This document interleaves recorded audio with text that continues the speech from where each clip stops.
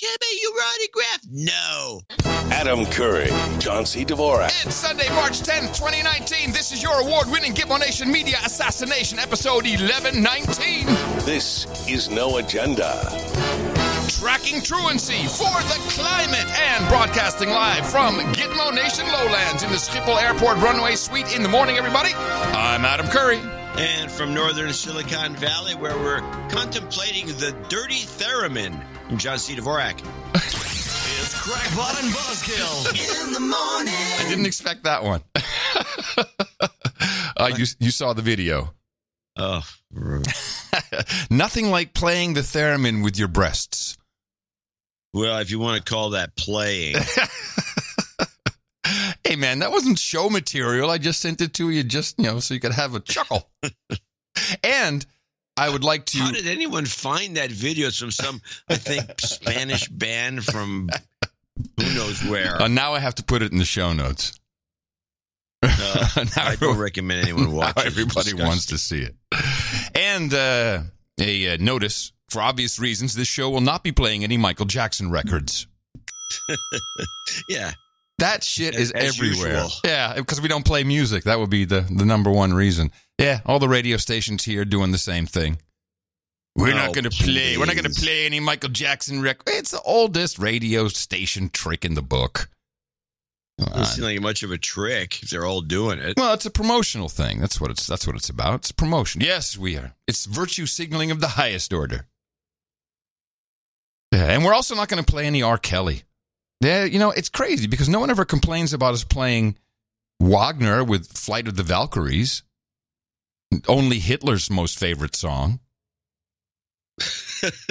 I mean, just as a point of order. I don't know that was actually Hitler's most favorite song. No, it was actually Goebbels' favorite song because he felt that it got everybody all charged up and ready for the big speech. That could be. Yeah. Which is why we play it. I think Hitler's favorite song was some Oompa Polka. Oompa Pa, Oompa Pa. Yes, well, I'm here still in Gitmo Nation Lowlands. Stayed here to be able to do the show, leaving tomorrow morning early. Although there's a code orange weather alert for tomorrow in the Lowlands, which means snow. Well, that's one under red. Yes, snow and heavy wind.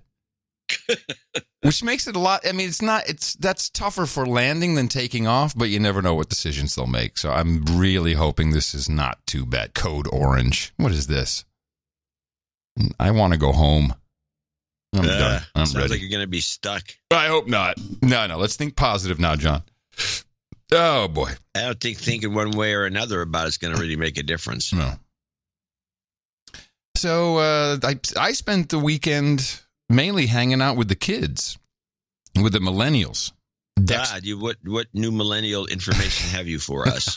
All kinds of. Dexter came over. He flew in from the UK, so we could all hang out, which was fun. He is such a mogul. One day he'll own us. I guarantee you. That's Christina's ex-boyfriend from the UK and executive producer of the No Agenda show. He donated a while back. And let's see, what did I live? Oh, here's something I learned, which I thought was interesting. Have you ever played Grand Theft Auto? I'm sure you've seen it, obviously, but I don't know if you've actually. Of course they have. Everybody has. Yeah. Well, I mean, I got further than. I played the whole game to win it. Yeah, I didn't even get past level 1, and I was bored.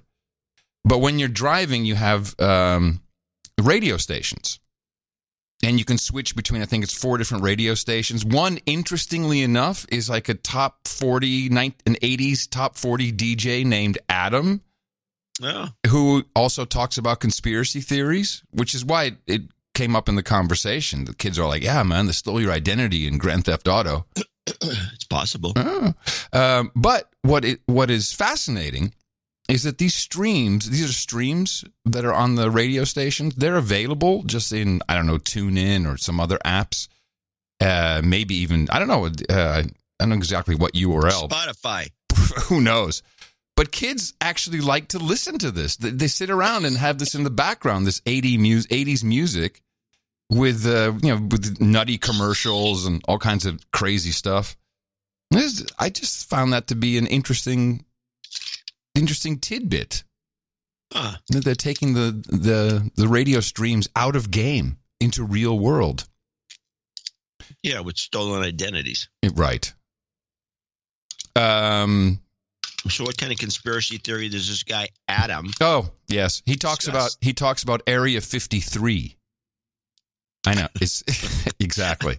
So his accuracy's not that great. He's not well, it didn't want to copy me too much, so they figured they'd add a couple numbers to Area 51. No, the only other really important thing I learned, the Netherlands is the ecstasy pill capital of the known universe. All the pills are made here.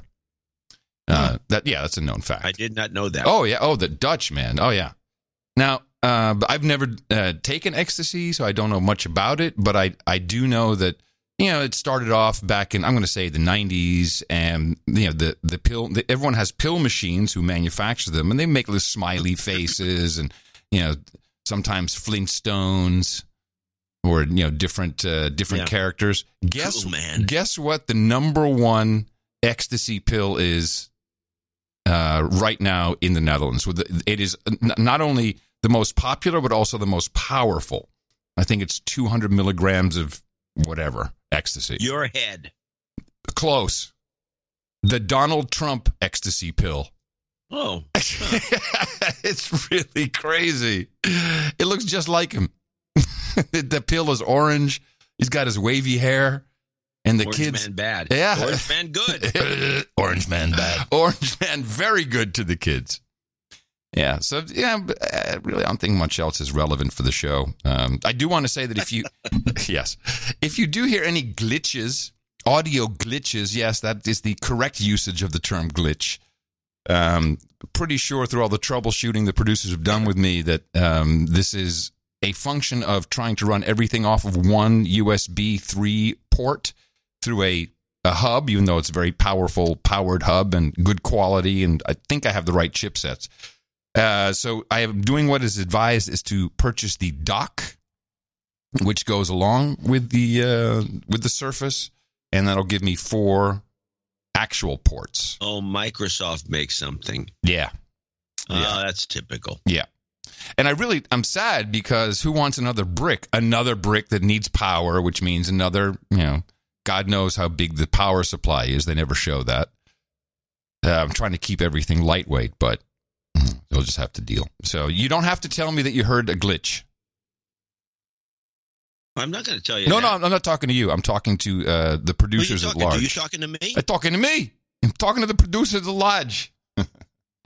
All right, this morning we have breaking news. So we begin with that breaking news. An Ethiopian Airlines jet with 157 people on board has crashed. The Boeing 737 MAX 8 took off from the capital Addis Ababa bound for Nairobi in Kenya. It came down near the town of Bishoftu in eastern Ethiopia. Ethiopia's Prime Minister has tweeted his condolences for the 149 passengers and 8 crew on board. What memo? The MAX 8 memo. Yeah.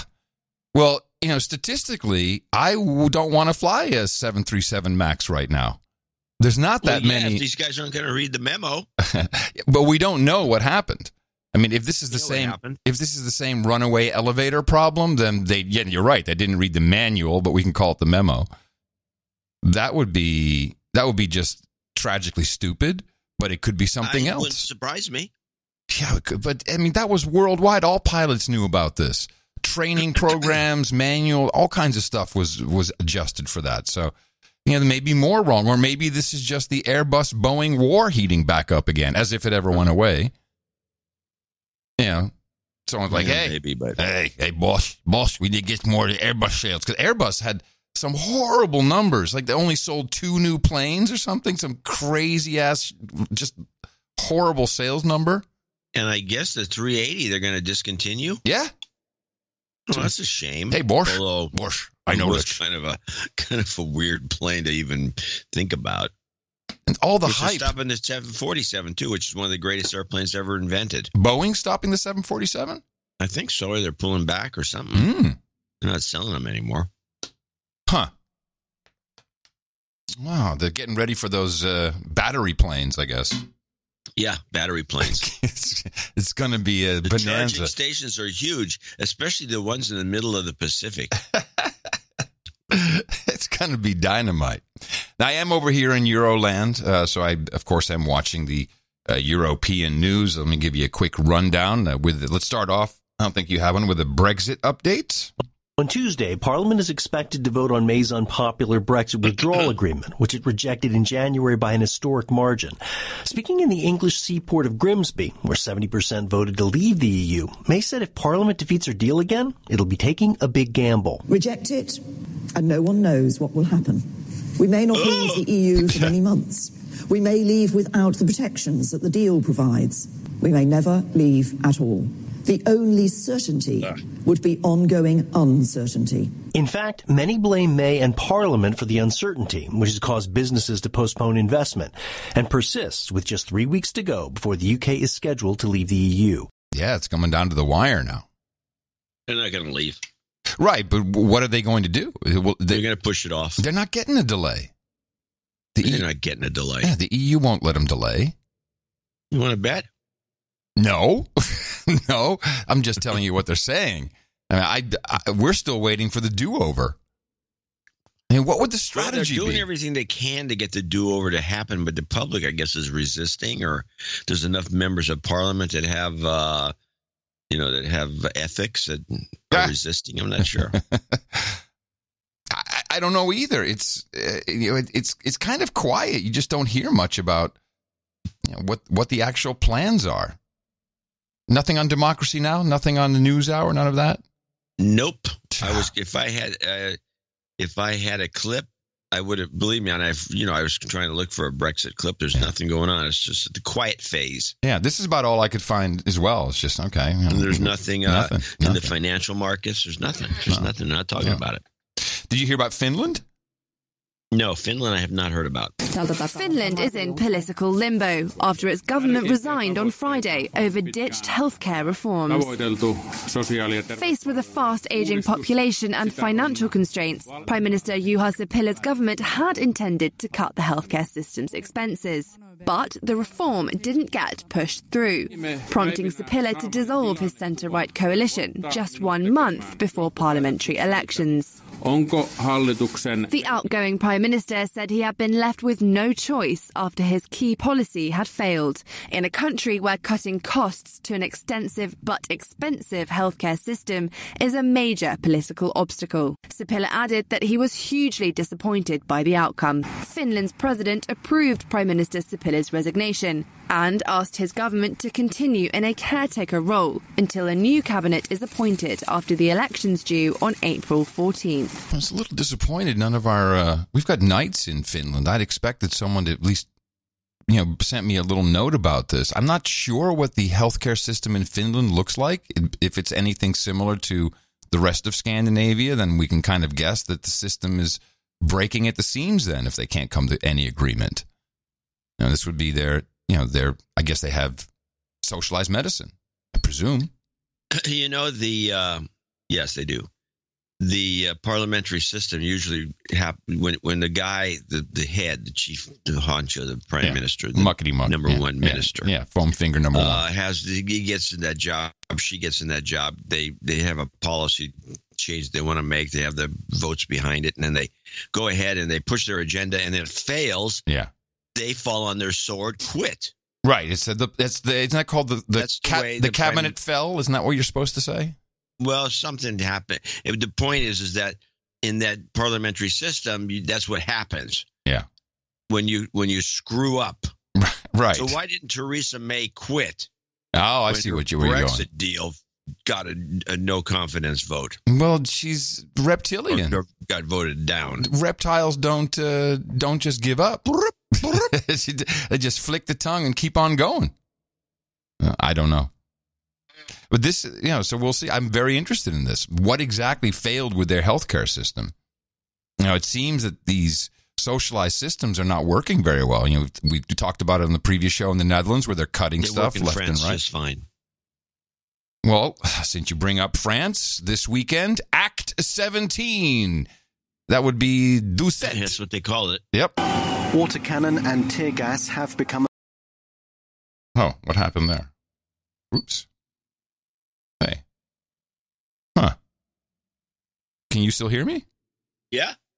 Well, that's odd. Well, it's just a short clip. No, it's not a short clip.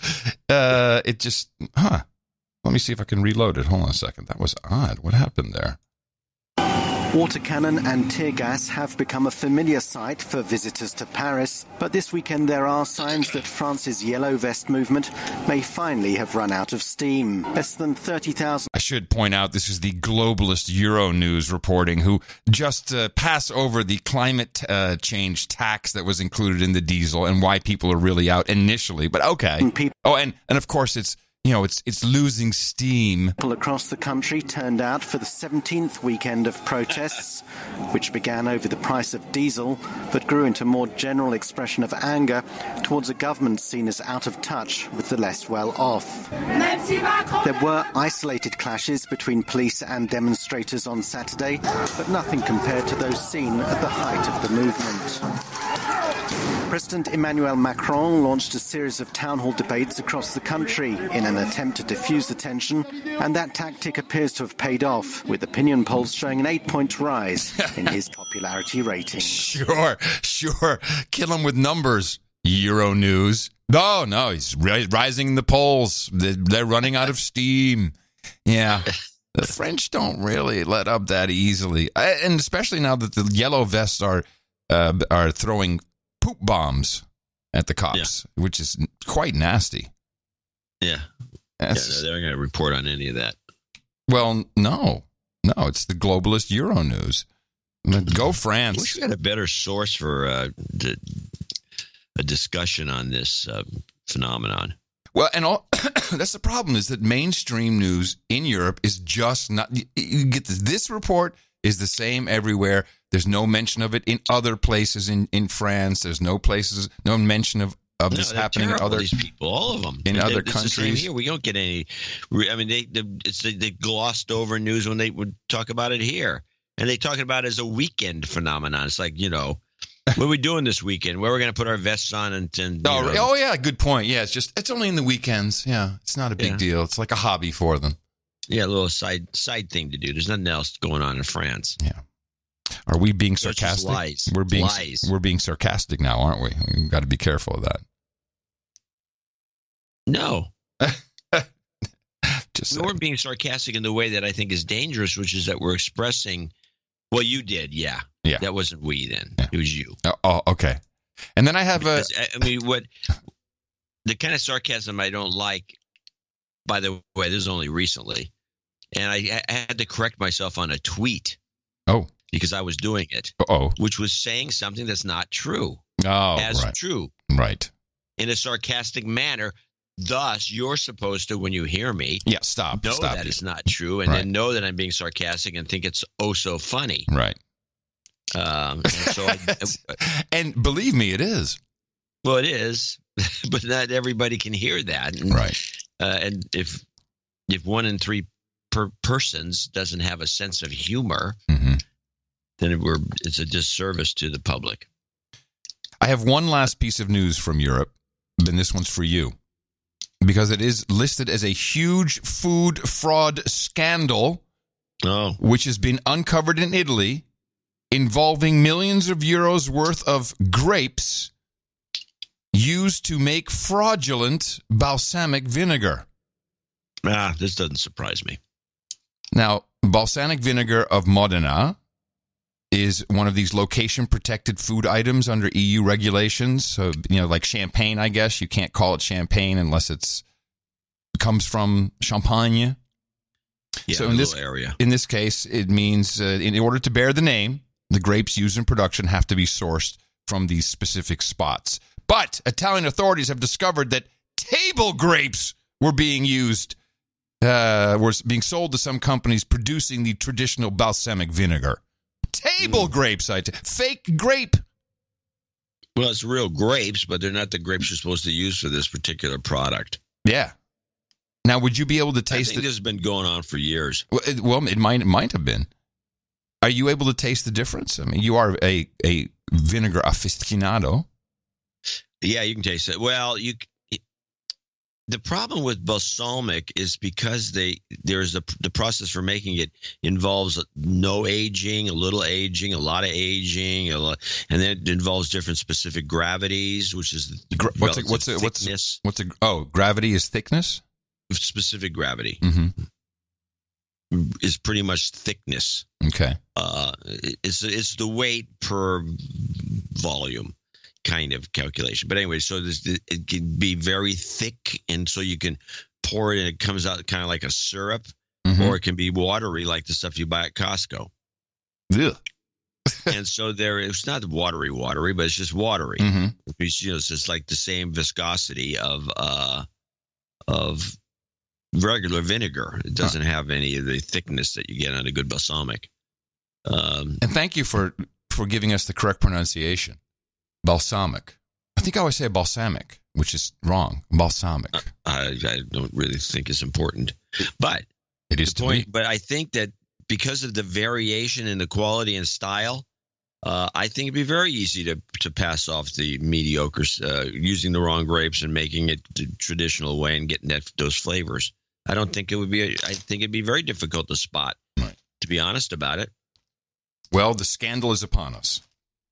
I'm gonna have to have some of the scandalous stuff. In fact, you never know. Scandalous. It's possible that the scandalous stuff is better. It could be. It's always possible. It does happen. Hey, man, this stuff is actually kicks ass. We like it.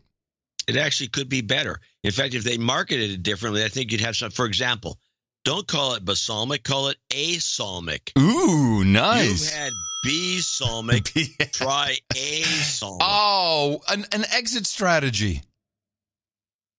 Yeah. New vinegar. But I have an idea. We could write a book about it. Oh, I'm sorry. What am I thinking? Yeah. All right. What you got going on that side of the ocean? Well, let's start off with listening to Hillary try to speak with a Southern twang. Wait a minute. This is not from the 80s, is it? No, it's from like a couple of weeks ago. Oh, because there's a famous video of her, doing the Southern twang when Bill was running. She uses it all the time when she goes to churches. Let's listen. Said be glad in it. Oh. Wait, did she say in it? What did she say? Yeah, something like that. And then let's get to work. Reverend Green, when those bones get up, and when that spirit is breathed into them, and they start climbing out of that valley, the first place they go is to register to vote. Because, I've heard Corey preach. Oh, yeah. Oh, brother. Oh, Mrs. Sewell, you know. I mean, you just get ready. Now, is that Southern, or is that black, or is that black Southern? Kind of black congregational Southern. I mean, it's cultural appropriation no matter what you call it. Oh, yeah. It's just lame. That's like when you go to the UK. Oh, the churches, people love it. They do, huh? Bill did it all the time. It's interesting because whenever we get an Australian donation and we speak in an Australian accent, the Australians don't love it. Same with the British. They don't really love it. Better. They don't love it. So what was this? Is she, this is her I'm not running thing? No, she's just hanging out, and she's not running, but she's doing a lot of these speeches. It's part of her not running. Now you're still all in on her swooping in, talons extended, and she has to. I don't know, man. Joe Biden seems to be the guy of the moment. It's like everyone's waiting for Joe. 78. So ageist, and he's also. Well, it's also that he's. I don't think he's all there. I mean, he's never been. But he's the one. Biden's time has come and gone, and Bernie's time has come. They're all come and gone. There's nobody. They have nobody. Sherrod Brown just dropped out. Yeah, and I'm going to have to take him off my list because I thought he'd be a possibility. You had him up there. But what I heard is Sherrod Brown dropped out because he heard the whisper that Biden was going to jump in. Well, I'm sure Biden is going to jump in, even though he's like waffling. But Sherrod Brown is younger and he's got more on the ball. I don't know. They think they're going to run Biden against Trump. I mean, I think Biden would be good because he could be mean-spirited. I think you have to be that way to run against Trump. Right. And I think Elizabeth Warren would have been the best candidate the last go-round, but not this time because now she's embarrassed by her stupid Pocahontas stuff. I got a note from her. Let me see where it was. She's also I got a note from her too. She's also backed off on. She's on her normal middle of the road moderate policies, and she's gone all in with the Bernie boys. Yeah, I got. Where was it? I thought If she wants you to chip in. Oh, but I remember what it was. Well, no, here it is. Maybe this isn't it. It was in regard to Manafort's sentencing, which, from what I understand, I just saw a couple of bits on CNN International that the left is outraged that he only got 47 months, which is kind of 4 years and not 3 years everyone's talking about, but he got 47 months in this first round of sentencing. And here's Pocahontas' memo to me. And the reason why I get these is because I've sent money to pretty much every political candidate that makes sense, so I'm on all the lists. You can thank me later. Here's a tale of two criminal sentences. Donald Trump's campaign manager, Paul Manafort, committed bank and tax fraud and got sentenced to 47 months. A homeless man, Fate Winslow, helped sell $20 of pot and got life in prison. The words above the Supreme Court say equal justice under the law. When will we start acting like it? And it goes on and on and on and on. You know, the disingenuousness of this party has become outrageous. That homeless woman story is extremely exaggerated. It's not necessarily true. There's more to it than that. And Manafort's situation is, again, there's more to it. The judge scolded the Justice Department for being for overreach and a number of other issues, and said that because they're the ones who recommended the high sentence, and then 47 months is nothing to sneeze at for a white collar crime. No, I know someone who went to jail for 48 months and it's ruined his life. It happens, and so this is just a complete. I mean, they bitch and moan about Trump's populism. This is populism at its worst. You know, where you just appeal to the masses with, simple generalities, and that's what she does. And she's just digging her. She's never going to get this nomination the way she's going. She's got no scruples. She says, P.S. Paul Manafort might be hoping a presidential pardon can be his get-out-of-jail-free card, but pardons and clemency are supposed to be about granting mercy to the powerless, not immunity for the powerful, and they shouldn't be used to cover up the truth. So let's be clear. Did she go on and on about Mark Rich after that? Let's be clear. If I'm elected president, there won't be any pardons for anyone implicated in the investigations around Donald Trump. That's an interesting choice of words. Chip in now to help build our movement. Chip in. Chip in. Chip in. Chip in. Yes, chip in now, she says. Well, her chances are zero. Hillary's really the only real choice. When she doesn't even show up in any of the polls. No, they won't do that because nobody wants Hillary to run again because they think she's going to lose. They're convinced of it. And even though my point was in the essay I wrote, which was available, linked in the newsletter, not this last one, but the one before, is that my point is that she never really ran twice. She ran, first of all, she ran for the nomination the first time, lost to Barack. Mm-hmm. Second time around, she got further. She ran for the nomination and won. Right, 3 times a charm. And lost to Donald Trump. Yeah. Hey. I can see the campaign. Up, yes. Up. I can see the campaign. 3 times a charm. Yeah. It would work. She's gotten better every time. So, Wouldn't it be cool if Jussie Smollett got more jail time than Paul Manafort? Video surveillance and perpetrators turned accomplices had Chicago police peeling back the layers of actor Jussie Smollett's allegation of assault. Court documents released Friday show a grand jury indicted the Empire star on 16 felony counts relating to the January 29th incident, including disorderly conduct. Smollett had previously been charged with a single count of filing a false police report, which carries the possibility of up to 3 years in prison. Smollett denies the allegations. Reuters reached out to his legal and media teams, but neither could be reached for comment. My goodness. What a story. This guy. So he was making $100,000 an episode. I heard 60. Okay, doesn't matter. Something like that. I heard 100. In the ballpark. It could have been 60. He wanted 100. Yeah. But you know, this ultimately, I think this is really a dumb idea. This guy's a dummy. Yeah, but ultimately what he did and how it came out is, I think, is good for race relations. He's actually done a service without really even intending to. Because now people are a little more cautious on all sides of the equation. Well, that may be true. I think it's kind of a good thing. At least in Chicago. But you got to know that according to the Washington Post, I mean, a third of all Trump supporters are just neo-Nazis. And this was explained. Where all these people come from? We never were that many neo-Nazis in the country before. This is WAPO's Zainab Salbi. I think she's an op-ed writer, and she was on Morning Joe.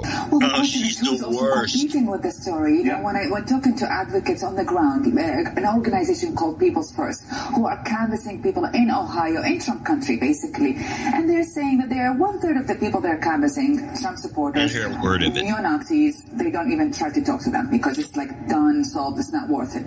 But yeah, it was a shitty recording. Sorry, at least. Sorry about that. It didn't sound that bad when I listened to it the first time. Yeah, she says right there that they were canvassing, they were out there searching and trying to talk to people in Trump country, Ohio. She said Trump country, and 1/3 of them are neo-Nazis. And she just keeps on talking. No one interjects. No one says anything.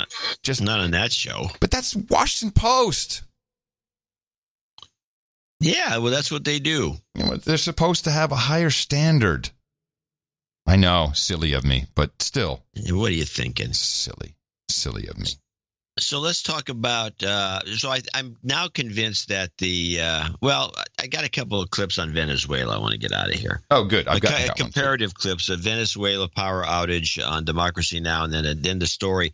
I cut it a little short on the NBC version, but can we play Venezuela power outage so we can catch up with Venezuela? In Venezuela, President Nicolas Maduro is blaming the U.S. government for a prolonged power outage that plunged most of the country into darkness Thursday.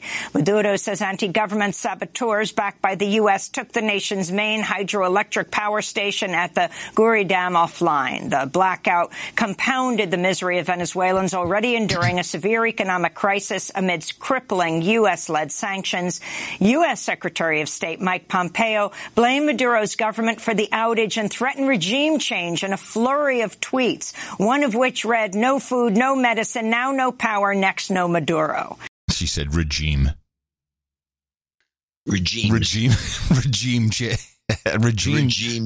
change. I had a clip from Euronews. Let me see. It might be in the beginning. That had Maduro apparently said something different about the power outage. It was still the U.S.'s problem, but not provocateurs. Let me see if it's where it is in this clip. Residents of the Venezuelan capital Caracas take to the streets to protest as power cuts gripping the country enter their third day. Some participants in this spontaneous demonstration say it's not directed against their president. It's because of the blackout, says this woman, not because of Maduro, not because of anything else. We're here calmly, peacefully, because we want electricity. But others do include politics in their list of grievances. We have a complete lack of services, says this resident. We're tired of not having electricity. We're tired of not having food. We're tired of repression. We're tired of the transport system.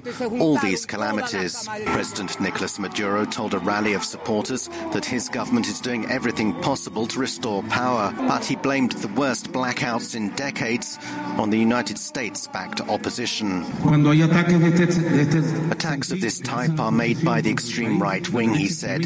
They are without any doubt the intellectual and material authors of this attack. It used high-level technology that only the United States possesses.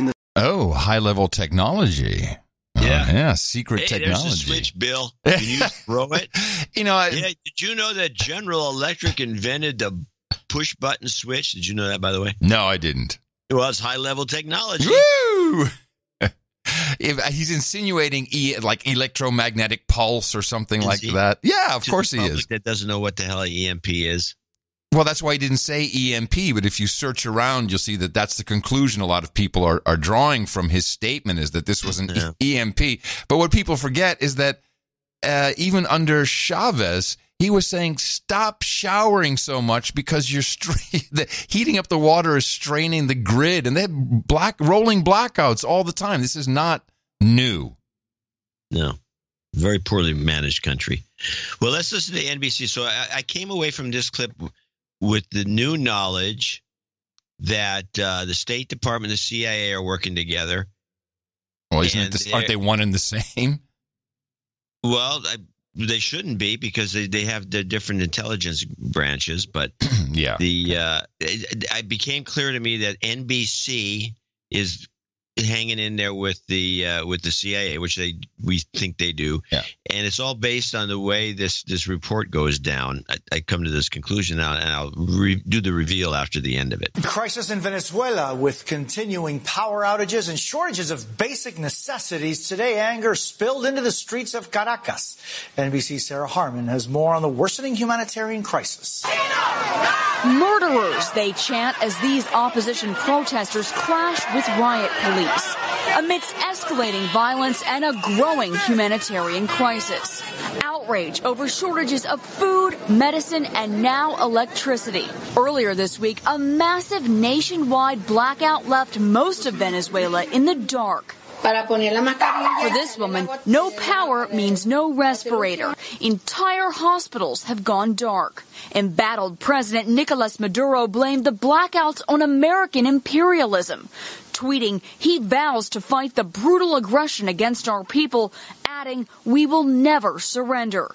U.S. Secretary of State Mike Pompeo blames Maduro for the humanitarian crisis, tweeting on Thursday, "No food, no medicine. Now, no power. Next, no Maduro." The U.S. has slapped sanctions and visa restrictions on key Maduro officials after recognizing opposition leader Juan Guaido as interim president. Without it, and particularly specifically the sanctions, without the sanctions, it would be impossible for the opposition to move forward. What are we going to do? So what I got out of that was the use of the word interim president. Oh, good point.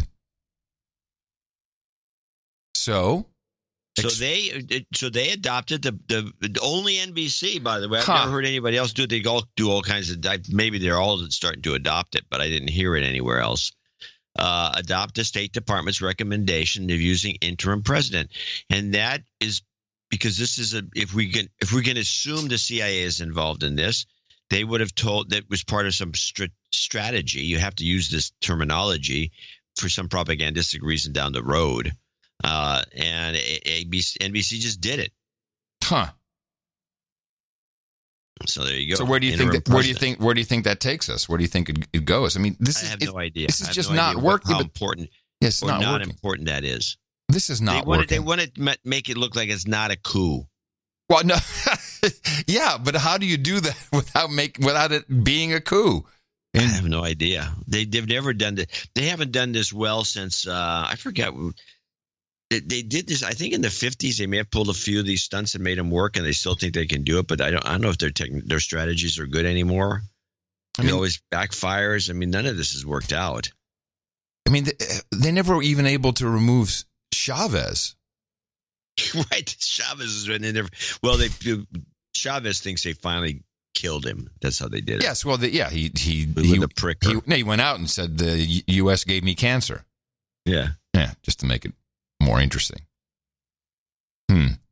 Well, I find the lack of action concerning because the longer this draws out, the more severe whatever happens is going to be. Well, it's a rebelizing situation. I don't know. I'm still debating with myself whether the rebelization of the Middle East and now what could be Venezuela next, if they really intend to rebelize, because I think our original theory was that rebelizing these countries, just turning them into, and you see the pictures, anyone can just look at the accumulated photos. Mm-hmm. These countries have to be almost rebuilt from scratch, which is big construction contracts. There's a lot of money in rebuilding someplace. Mm-hmm. And I think we always assumed that was behind it all, but they haven't even done anything. It's like really pathetic. It's like we just rebelize and leave. Maybe you have to do some kind of some attack, but it can't be a kinetic. It has to be something odd that, the building crumbles on top of him. Can't have an explosion. I know, maybe. I don't know. They need new blood. Yes. Well, maybe they can do it with Space Force. Yeah, well, maybe they can. Well, I'll tell you why. Because Space Force, we're arming up. We're getting ready. A meteor. We're getting ready for space. There was the NASA administrator, Jim, what's his name? Bridenstine. He was interviewed on NPR. He did calls and stuff, and he's a very animated fellow as he speaks. And he gave a little historical background on Space Force. So, what about the Space Force? Yeah, great question. So a couple of things. Number one. And by the way, we all know. This is what Q John. What? So, what about the Space Force? Yeah, a great question. Now, if you're quiet, then you'll hear your cue. So, what about the Space Force? Yeah, a great question. Oh, that's not a great question. Let's stop the thing. I know what you're getting me to go on about. I'm not going to scream about this, but what about the Space Force? Oh, that's a great question. How is that in a million years? A great question, which brings me back to the reason I got off in that jag to begin with. I still believe someone somewhere gave a seminar telling you to say thank you. When somebody asks you a question, you always say thank you. If somebody asks you a question in a big auditorium, oh, thank you for that question. Or you can say that's a great question, compliment them on the question. I'm convinced of this, that this was in some seminar somewhere and a bunch of people adopted it. Regardless, we all agree, it's just not a great question. But we'll listen to the answer no matter what. So, what about the Space Force? Yeah, a great question. So a couple of things. Number one, NASA does not do national security or defense. We never have. We never will. That's not in our agenda. We partner with Russia. We partner with other countries, maybe some countries that are not always friendly with the United States. We have at this point partners with over 120 countries on the globe and over 800 different cooperative agreements. So what we don't want to do is we don't want to delve into national security. When NASA was created by Eisenhower, it was intentionally kept separate from the Department of Defense. That being said, and I'm committed to that, just so everybody knows. That being said, when I was in the House of Representatives, we voted on the Space Force numerous times. I voted on it on the Strategic Forces Subcommittee. I voted on it on the Full Armed Services Committee, and I voted on it on the floor of the House of Representatives. It got strong bipartisan support in all of those, and in fact, it got 344 votes in the House of Representatives, which doesn't happen these days, but it happened when we voted on the Space Force as part of the National Defense Authorization Act. Isn't that interesting? You'd think it was just something Trump dreamed up and everyone just called him a nut job for it. Space Force! Yeah. Apparently, this was something that everyone all liked before Trump came along.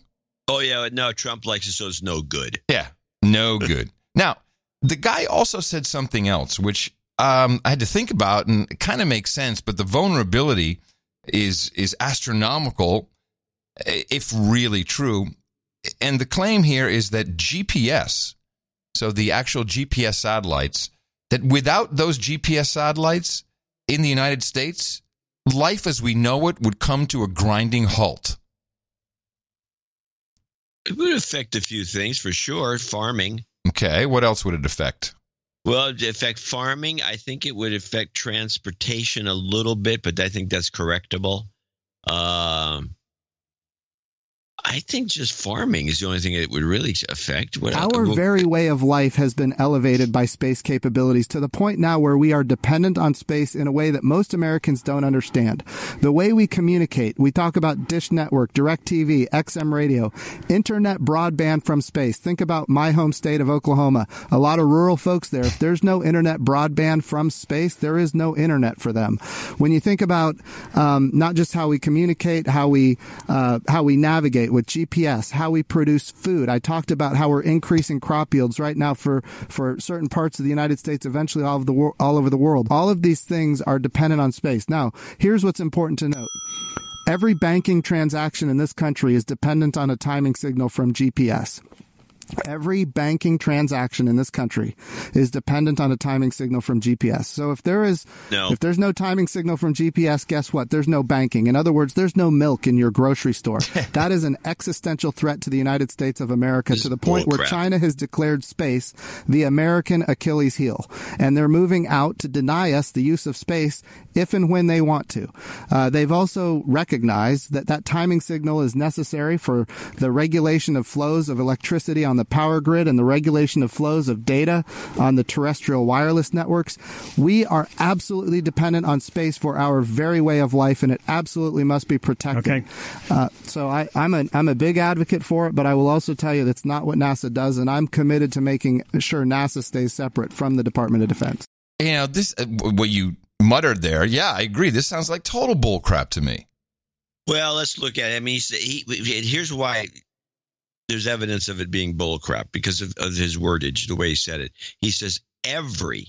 When he says every, he didn't say most. If he said most, that's possible. But he didn't say. They said every banking transaction is dependent on GPS because of time and signal something. But does that mean I go into the bank and I cash a check? Or I go into the bank, I say, I got 520s, can you give me 100? That is a banking transaction in a bank. Right. So that's not dependent on anything. Well, yes, it may be. And I'll how is well, if you give me a second, I'll tell you what, because I researched it, I'll tell you what the literature says. The literature says that a precise timestamp is necessary. The claim is that all these financial systems, that's the claim, that all financial systems use a GPS timestamp, because if you, as an example, withdrew $100, you got it right at the bank teller, you could have another John C. Dvorak withdrawing the same amount if the timestamp wasn't exactly accurate. If there's a 2-minute window or second window even, this is not my opinion, then fraud could occur. And they're implying that indeed all financial transaction timestamps are ultimately GPS fed. Not what he said. That's all financial transactions, right. Not timestamps. Right. Okay. But I don't even believe that. It seems so out of the ordinary. And wow, and I don't know how we got to the milk not being delivered, but that's quite, if it's true, which means it was baked. Milk not delivered. If it's baked. Yeah, it's just ridiculous. I mean, if it could, I would say that there's probably more dependencies than you and I know about. And I'm sure because they're for the purposes of convenience and ease, because there's other ways of doing these things. Sure. You know, it's like ISDN is dead, because there's newer, cheaper ways of doing it. And so but you can always go back to the old systems. It would just take a while. It would be disruptive. Yeah, I mean, ATMs worked fine before we had all kinds of GPS. I mean, the GPS was there, but I don't think ATMs were hooked up to them back in the day, in the 80s. And there's still such things as tellers who can hand count money. Right, but they still, when they hand you the money, there's still an electronic record made. Yeah. Anyway, there's ways around. It doesn't have to be based on GPS. Oh no, I agree. Assuming all the clocks are going to stop too. Well, you know what? You and I are not qualified to answer that question. I think we have dudes named Ben who can. You have a banker friend. He probably doesn't know either. This is too deep. Yeah. Well, we have dudes named Ben out there who can inform us. I'm sure we have people working in the financial sector. We're only using logic. Well, let me add this to the mix.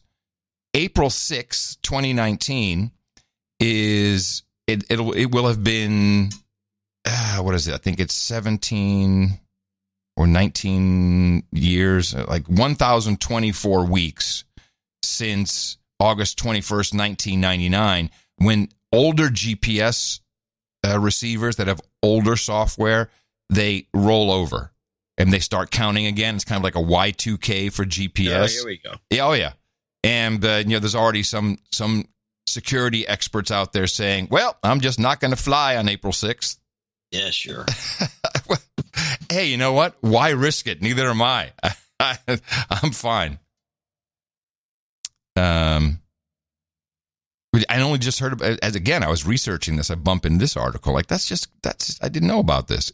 They should make a much bigger deal of this. What an upgrade moment. They could write books like they did with Y2K. Yes. They can get all kinds of contracts. They can make a bunch of money and then sneak off into the dark. Yes, exactly. It's a perfect opportunity. But no. Anyway, I would love to hear from our sysadmins in the financial sector and developers who understand this stuff. Let us know. Also about that April 6th. Yeah, we have 2 points of information that are needed. Yeah, both regarding GPS. Action list. Action items. Action items. Yes, put it in the meeting notes. Yeah, we'll make sure we are you doing the meeting notes? I've been doing them all along. Okay, good. Excellent. And I've been doing them in a very professional manner, which means you take down no notes. Luckily, I'm not in Austin, although I do miss the Keeper. It's been too long. But South by Southwest is in full swing.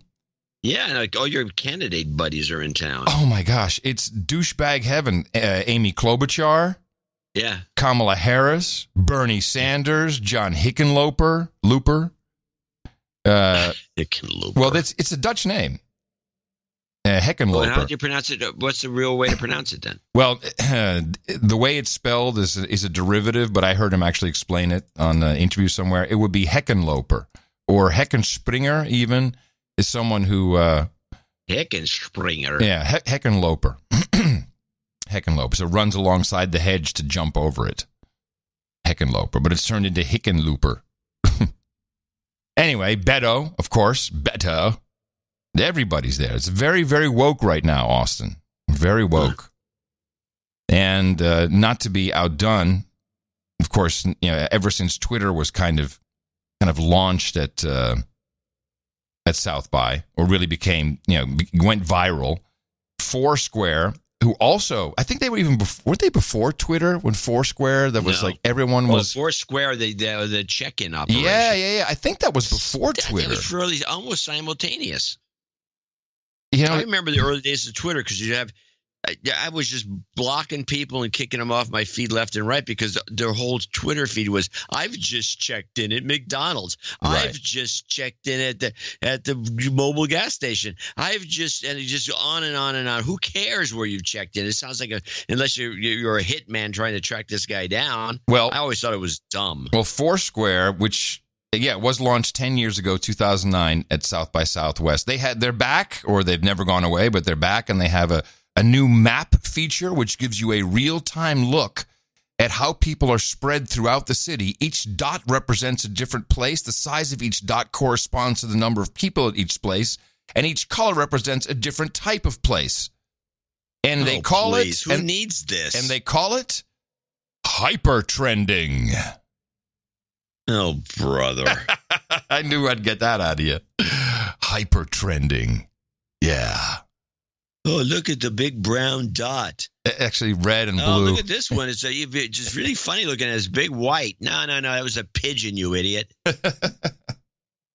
Hyper. I think hyper tracking is maybe more appropriate. HyperTrending. And people just love it.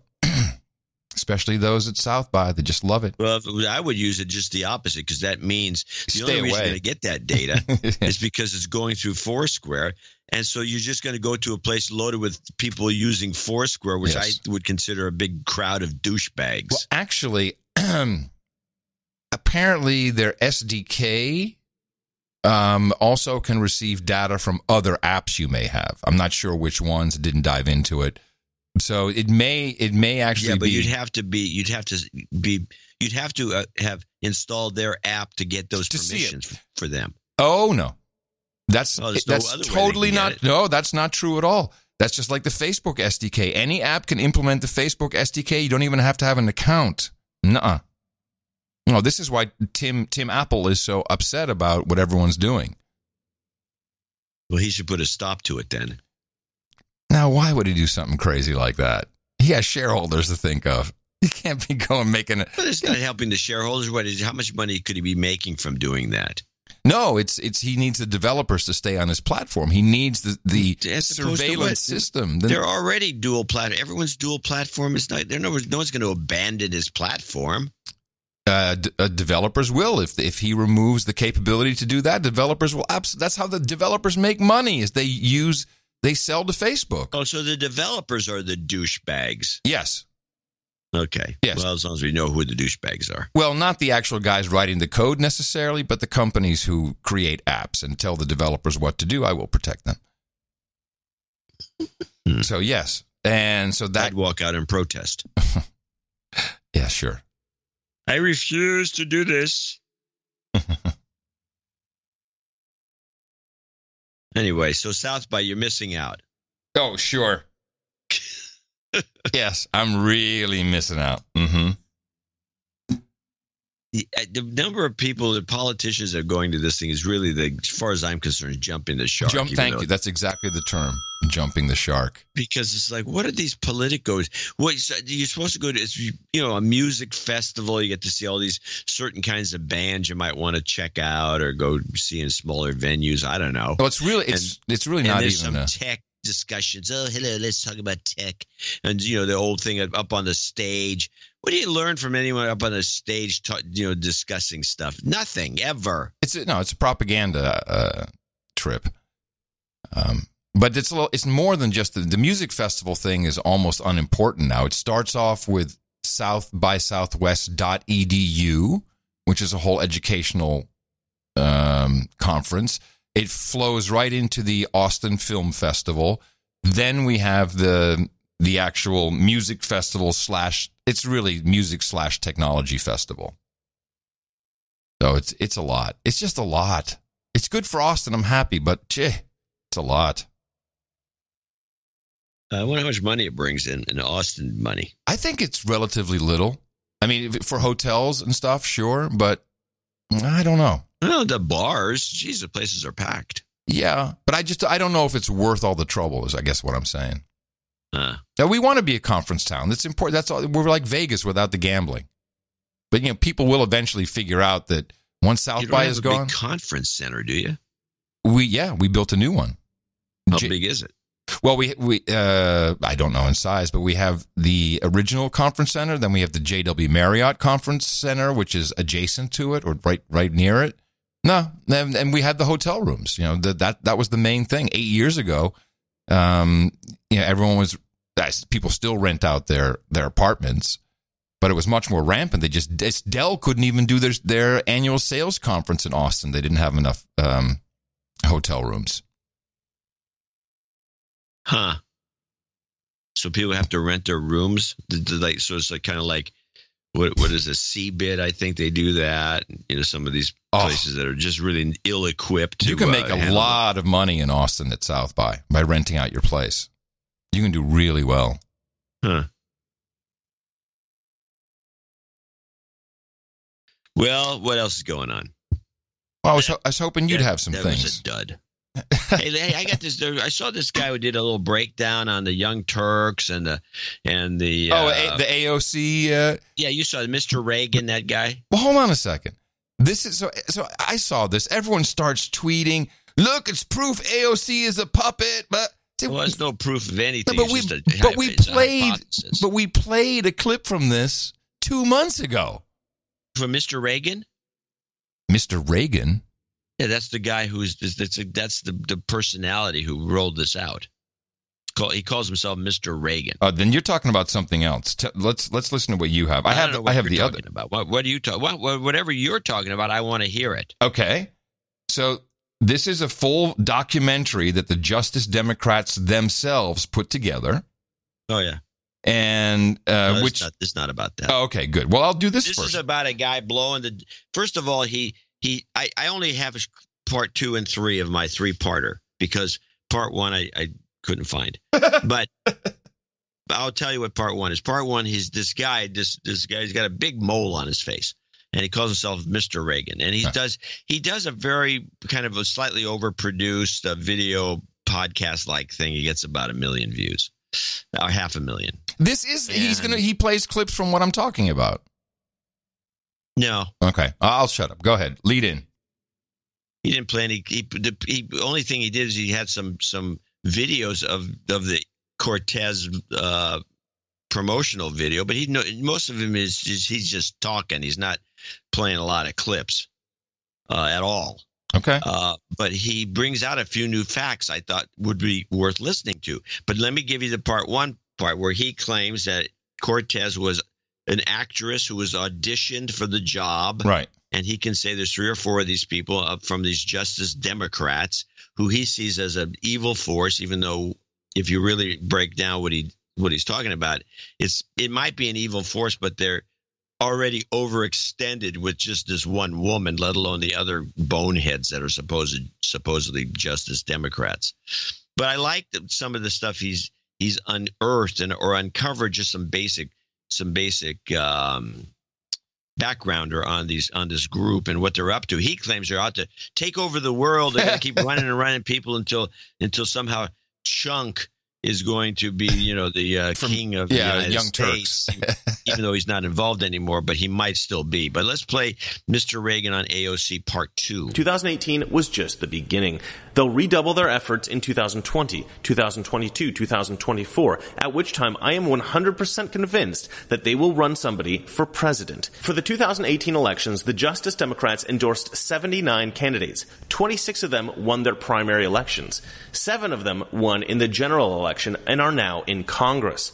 Most of these people's names I can't even pronounce. Raul Grijalva, Ro Khanna, Ayan Presley, Pramila Jayapal, Rashida Tlaib, Ilhan Omar, and Alexandria Ocasio-Cortez. Of these 7, 3 were chosen through the audition process and are, as far as I can tell, puppets of the Justice Democrats, Saikat Chakrabarti, and Cenk Uygur. These candidates are Ayan Presley, Rashida Tlaib, and Alexandria Ocasio-Cortez. Imagine if they run not 79 candidates, but 200 or 400 or 1,000.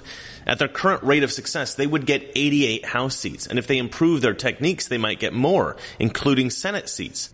Just as a point of order, he's racist. I can't even pronounce these names. That's kind of douchey. That's racist.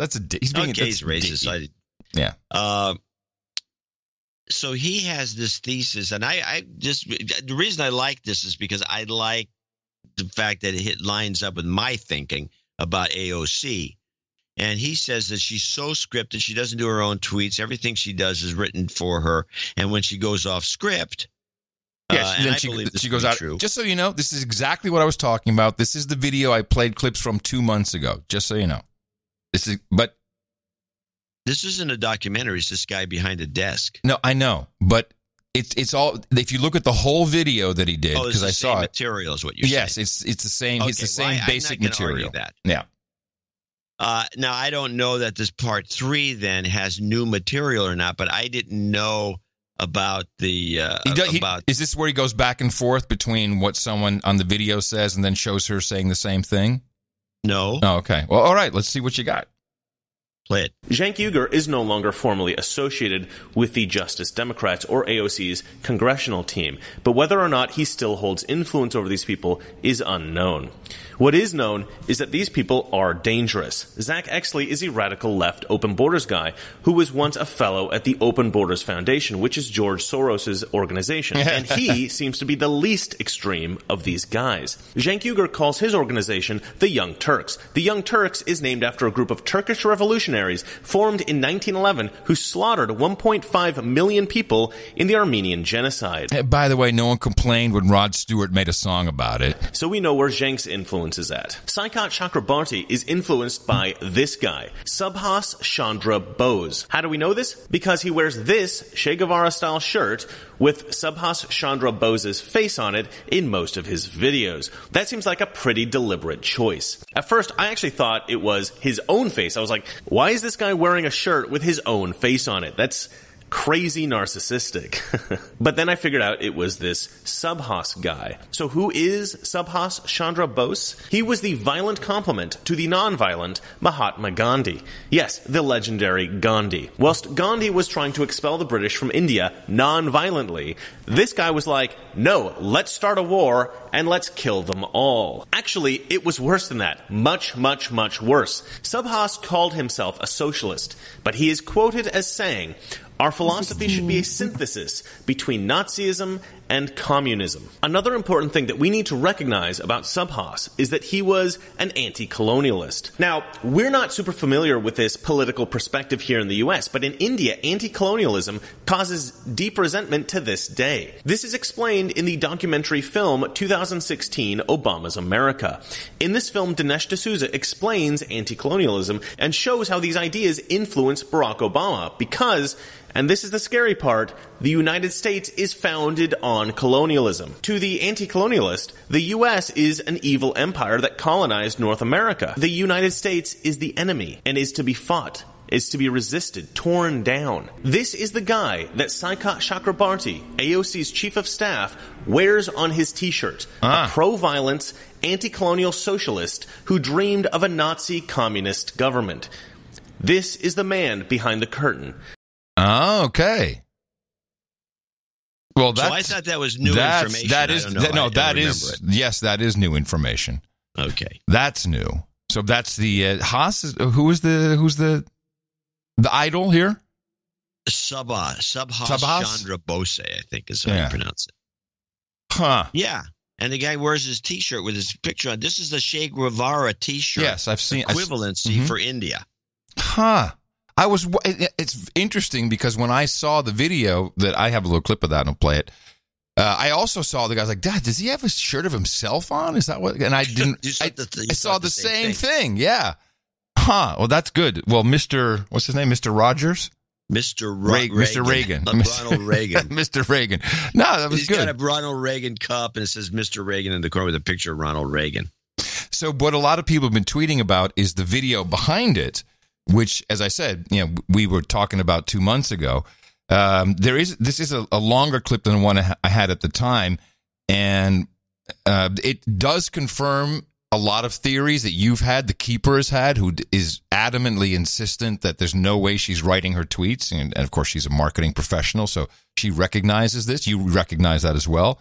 And she was nominated. She was cast like The Bachelor. Back in 2016, we put out a call for nominations, trying to capture the diversity of background, of experience of the American electorate, the people that aren't currently represented in office. We got over 10,000 nominations. Out of those 10,000 nominations, we found Alexandria.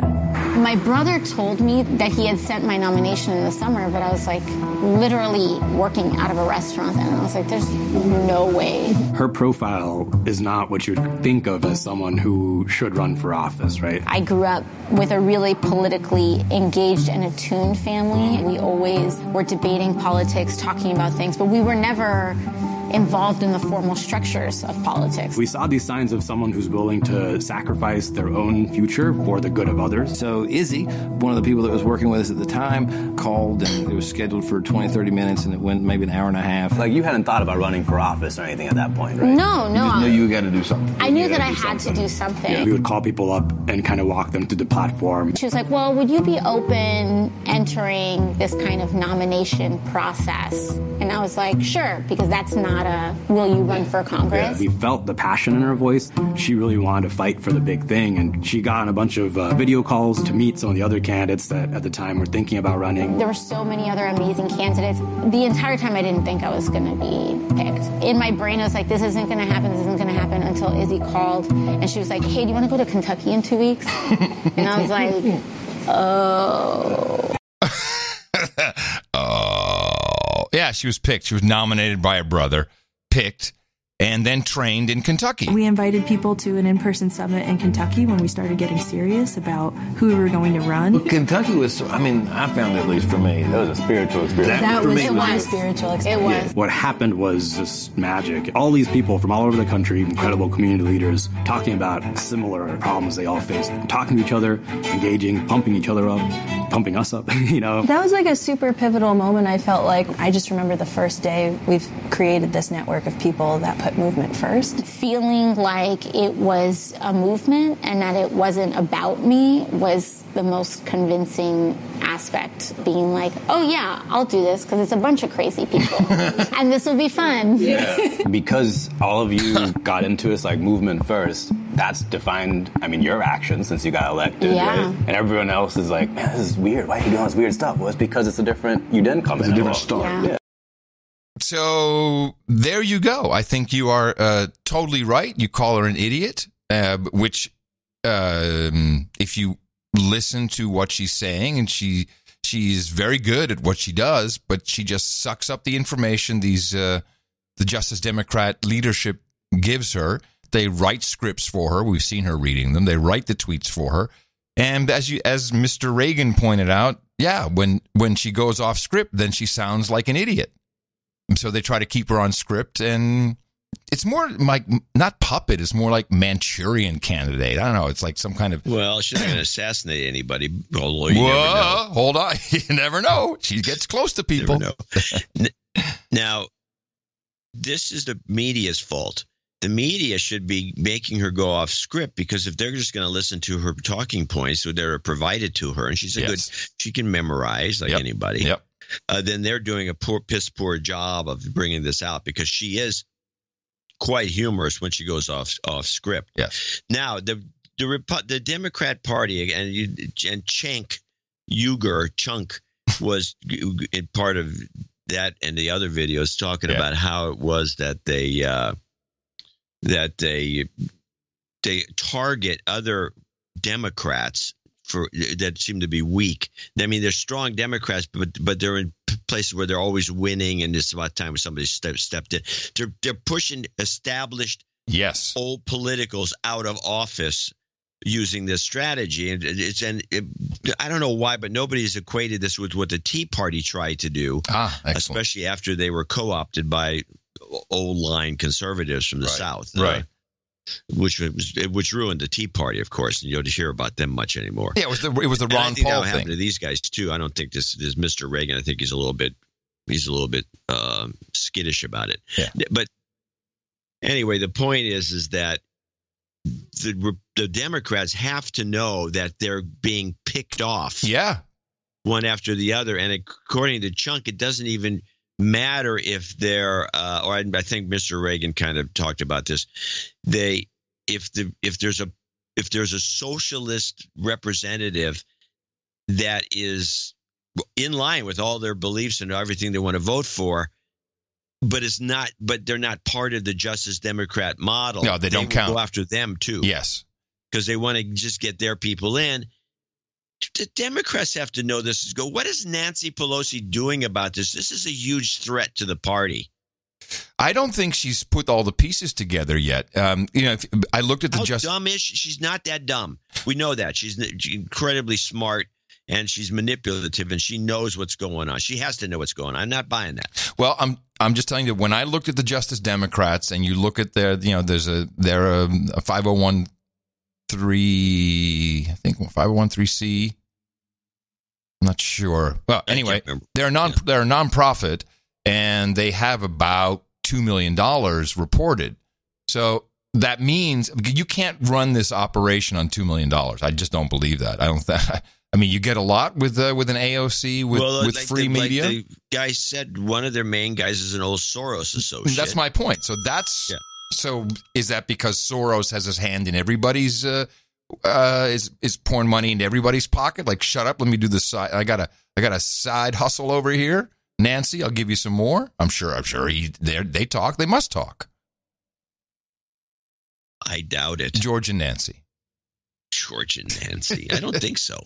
But if not, then I agree. This is very dangerous to the Democrat Party. At least the established order.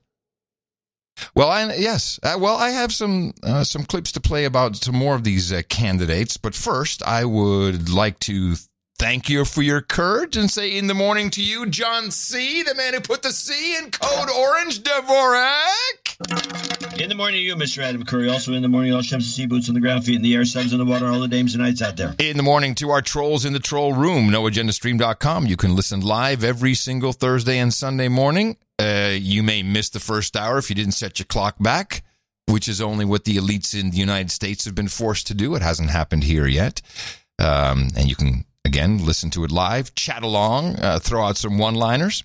And I'd also like to say in the morning to Darren O'Neill, his second in a row. He did the last show's artwork, and as well as the one before that. The artwork for episode 1118, Birth Strike, was the cardboard box. That was relevant to the show. I can't really remember why.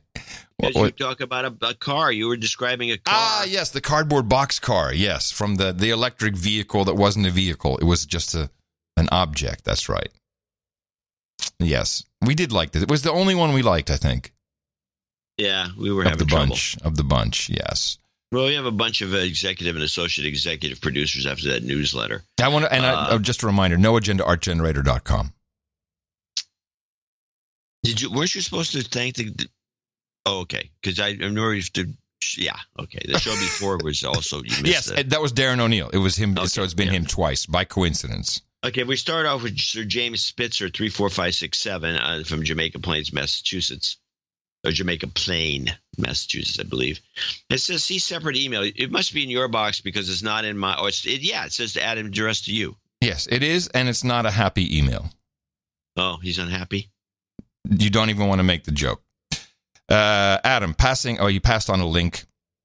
FY, since it's your wheelhouse. I would like... here we go. A little update.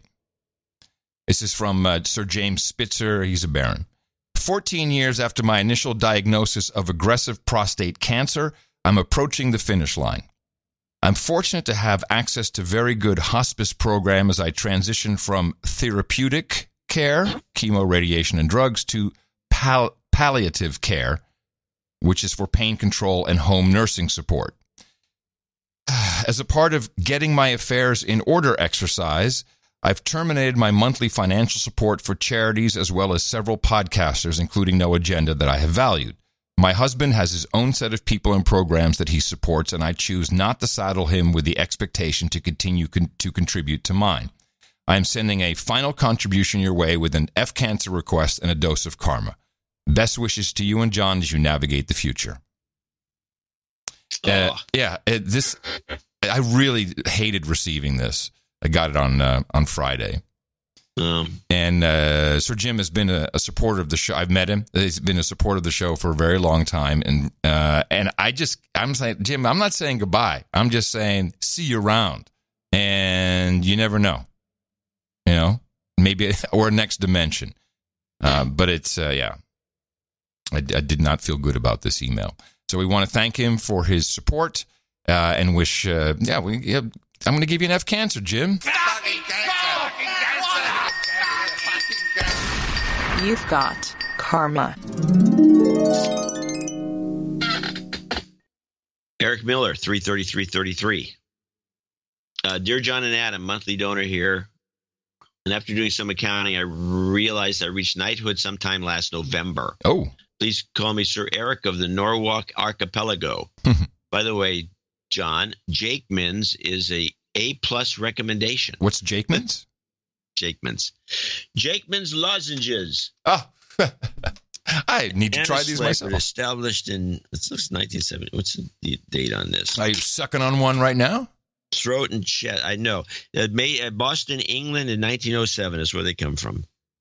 Made in Boston for 100. I had to take one early in the show because I was gravelly and it was coughing. No, that's what the lip smacking was all about. Okay, I got it. This stuff was this stuff's great. Unfortunately, I believe I got mine at Grocery Outlet, and so I'm going to have to figure out some other way of getting it because they never have anything for more than once. No. Anyway, no agenda. Come for the product recommendations and stay for the media deconstruction. and such. And such. Keep up the awesome work. No jingles, no karma. All right, Eric. I'll see you at the round table. Looking forward to it. Ann Feigl Johnston, 33333. Yes, the sad puppy worked. This is my second producer level donation. Keep up the great M5AM deconstruction. Please play a little goat karma. Thanks again. And Ann is referring to the newsletter. If you did not see the sad puppy, then you need to subscribe to the newsletter. You can subscribe. There's a link on every show notes page and a show notes. At the bottom on the left. Or noagendashow.com. Goat karma. You've got karma.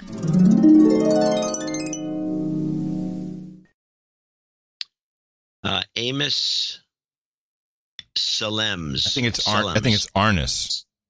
Arnis. I'm sorry. That R in my font. Arnis Selmans. Arnis Selmans. My font on my spreadsheet. The R. Yeah, it's running. I see it. Bump right into the, and I'm back a mile when I'm reading this. 333 Tallinn, Estonia. I think that's Estonia. Oh yeah, I was wondering where that was. I think it is Estonia. Yeah, I believe so. They're one of the highest tech communities in the world, by the way. Jobs karma. Jobs, jobs, jobs, and jobs. Let's vote for jobs. You've got karma. As an aside, because you said they got a big tech community. So I was in Rotterdam for the past 2 days. Not only do they have an interesting and very vibrant and growing tech community, I would go so far as to say, if you visit the Netherlands and you land at Schiphol Airport, you want to know where to go, get on the Intercity Direct, 20 minutes, go to Rotterdam. You'll enjoy it a lot more than Amsterdam. The architecture, the just everything is outstanding. Christina took me out around, and it's just as cool. People, eating, drinking outside. There's all kinds of restaurants. Just amazingly interesting and very world famous architecture. It's better than Amsterdam. Sorry, I had to say it. Well, the architecture, though, you're talking about the more modern buildings. Yeah. Oh, very modern. Yeah. Yeah. If you go to Rotterdam, is a huge difference than Amsterdam. Completely different. Yeah. It's really more jumping. It's the real commerce center. It is. Yep. And Amsterdam is more of a touristy place. Amsterdam is just a bunch of Brits going to see the red light district and puke. That's all that it is. It's my opinion. Well, there's an element of that. Yes, this is true from my experience. Yeah. See, you know what's up. Jonathan Greenlee, 332.9. This reminds me of a story, but I'll pass on it. Jonathan Greenlee, 332.99. He's in the United States somewhere. The last show was excellent, and you deserve the surplus of value I enjoyed from it. I had a realization during the last show. You guys almost got there yourselves, but I wanted to put a nice ribbon around it and lay it out there. A true progressive. This is this guy. Here we go. This is a funny bit. This is a bit. Oh, it's a bit. Okay, good. I believe it's a bit, and it's a good one. A true progressive concerned with man-made climate change via CO2 emissions should not encourage migration into the country from poorer countries via any means, legally or illegally. People come to America to adopt a richer, more opportune-prone American way of life. With our high level of infrastructure and heady culture of consumption, no one is going to come here just to sit in a shack in the woods. Well, some may end up that way by misfortune, but it's not the intent. In 2014, the United States emitted 16.5 tons of CO2 per capita. Mexico emitted only 3.9, Guatemala 1.2, and Honduras 1.1 They're bringing that of CO2. They're bringing that dirty climate change per capita. These are a mere shadow of the U.S. level. Encouraging immigration from these countries is encouraging increased U.S. style of consumption and an increase in global CO2. If 66,450 illegal crossing attempts intercepted in February 2019 has not been stopped, we would have expected CO2 of at least 800,000 tons per year, every year, not including future offspring. That 1 month's worth of attempted immigrants would have produced the same amount of CO2 as an additional 1,757s flying one way from New York to L.A. once a month, every month. Therefore, I call for an immediate resolution in the House of Pelosi to denounce illegal immigration. AOC, don't eat me, please. 2 to the head, and Pelosi, jobs, because she has work to do. Don't eat me, AOC! Jobs, jobs, and jobs. Let's vote for jobs. You've got karma. That was a good bit. It's a good bit. It was a good bit, and there's actually some logic to it. I think I think the point could be made if you just have something thrown at you. Yeah, but it's not like the borders of the United States. It's where CO2 stops. It's still around the globe. It doesn't increase. Oh, I guess it does because they're eating more and making. Yeah, I guess it does. Yeah. Stay away. Sir Crash EMT is here. Hooray. 314-19 in Holly Springs, North Carolina. Sir Crash EMT here. Saw the bat signal from John. I was saving this for Thursday, 314-19, for a little pie action. And by the way, this is true. It's on Pi Thursday Day. Is Pi Day. Pi Day. Oh, my goodness. Thanks for the reminder. It's very rare that Pi Day, which is 3.14, in this case, 3.1419, but it's not quite right, but close enough. On Pi Day, that we have a show. We have a show. It's very rare. And so we're going to celebrate Pi Day. Hell yeah. With some pie action. Hopefully this will help inspire a special donation amount for Pi Day and shake out some value for you guys. By my accounting, this lets me cross the threshold for Barron. He needs an upgrade. Oh, that's not on my list. Hold on a second. Sir Crash EMT. If I may, I would like to claim the protectorate of Holly Springs and Fuquay-Varina. I think that's how you pronounce it. Or Fuqua. No, it's Fuqua. Fuquay. It's got to be Fuquay. Fuquay-Varina. Here in the free state of North Carolina. Esse quam vident. To be rather than to seem. Cicero. All right, no jingles, no commerce. I'm sure we're all a little in need of it in these ridiculous times. Although a shout out to my brother from another mother, Dr. Red, and to the pilot I bumped into at CLT while I was sporting my, what's CLT? Which one's that? Airport. No? I really don't know. I should know. I think I should know. I bumped into a pilot at CLT while I was sporting my No Agenda t-shirt last Monday, hitting them in the mouth where I can, fellas. ITM. Charlotte. Okay, so he's on the list for an upgrade. It's Charlotte. Charlotte. Okay. Yeah, Charlotte. Thank you, Troll Room. Sure, Troll Room's there. How many pilots do we have? Probably a few. Good. Oh, and here's Baron Dirty Dick Bangs of D.C. Or is it Dirty Dick Bang? Baron Dirty Dick Bangs. I think that's how it's supposed to be pronounced. 300. Saw the Beagle. Had to put out our beloved Beagle buck down 2 years ago, and this in his honor. And in case you both deserve it, you'll always get an associate credit from me when the Beagle shows up. The Beagle. Rundown. Happy birthday to my 2-year-old Archer Campbell Bangs. He and his 3-year-old brother Barrett always ask for No Agenda or John and Adam on the way to school. Hey. It was John and Adam. You know, but no, you know why? You know why? Because they love the jingles.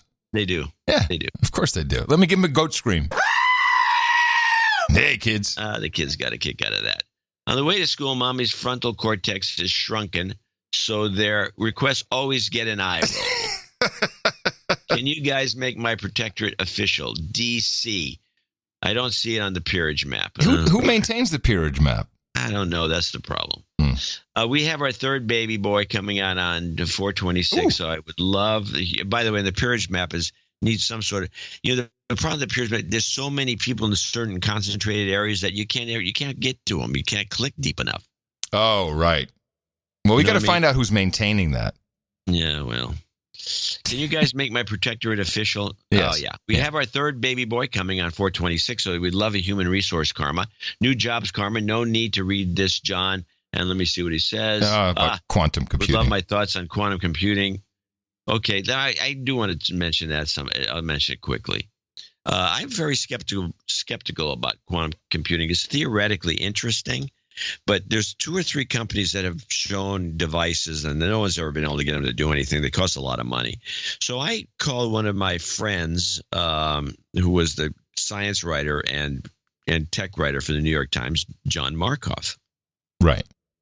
Who covered this quite a bit. Mm-hmm. And so I asked them specifically, I said, I'm reading over this because I'm reading some press notice, and it just sounds like a hoax. It just sounds like bull crap. It just doesn't make any sense.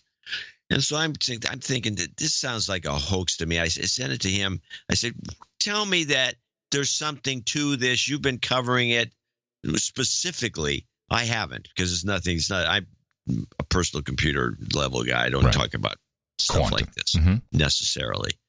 He says he can't. He's beside himself. He doesn't know if it's a complete hoax or not. He can't tell.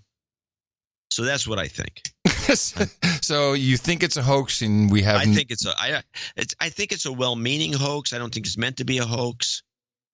I think it's like they're in over their heads. What is the promise of quantum computing? What is it supposed to deliver on? There's your question. The promise is the promise. Oh, is that a great question?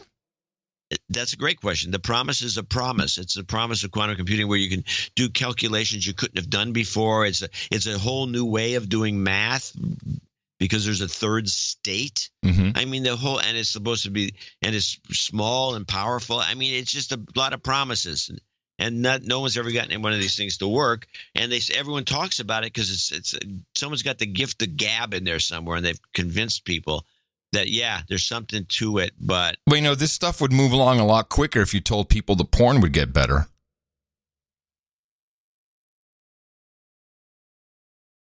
I don't even know how you can do that. It doesn't matter. He wants. I know the joke, but I just don't. I mean, yeah, you're probably right, but I don't know how you can do it. Anyway, so that's what I thought. That's a minor thought on quantum computing. I don't know what I'm talking about. And nobody else does either. He's requesting new human resource karma and some new jobs karma. Jobs, jobs, jobs, and jobs. Let's vote for jobs. You've got karma. Jeff Coleman in Winona, Minnesota, 25872. You can queue up. You can read those yourself. I got it. It's all cute. This donation puts me at the 60% to knighthood level. Not too bad considering I've only listened for 2 years and I make dick for wages. I love the show and hope it continues for many years. I missed a Des Moines meetup because of an illness caught while traveling the week before to Colorado to visit Sir Jason Lane, Black Knight, and his new human resource. Hopefully, there's another meetup in the Midwest this year. Well, it won't be in the cold. No. I'd like to plug defendgavin.com. It's the legal defense fund for Gavin McGinnis, as he sues the Southern Poverty Law Center for defamation. I'm not a Proud Boy, but the SPLC is a radical leftist group that is out of control. There's a lot of people that agree with you on that. I agree. McGinnis has also been deplatformed and silenced. Please call out Ronald Lane as a douchebag. Ron has picked up the slack of breeding for the delusional birth protesters, but I know that guy can spend less on candy bars and donate.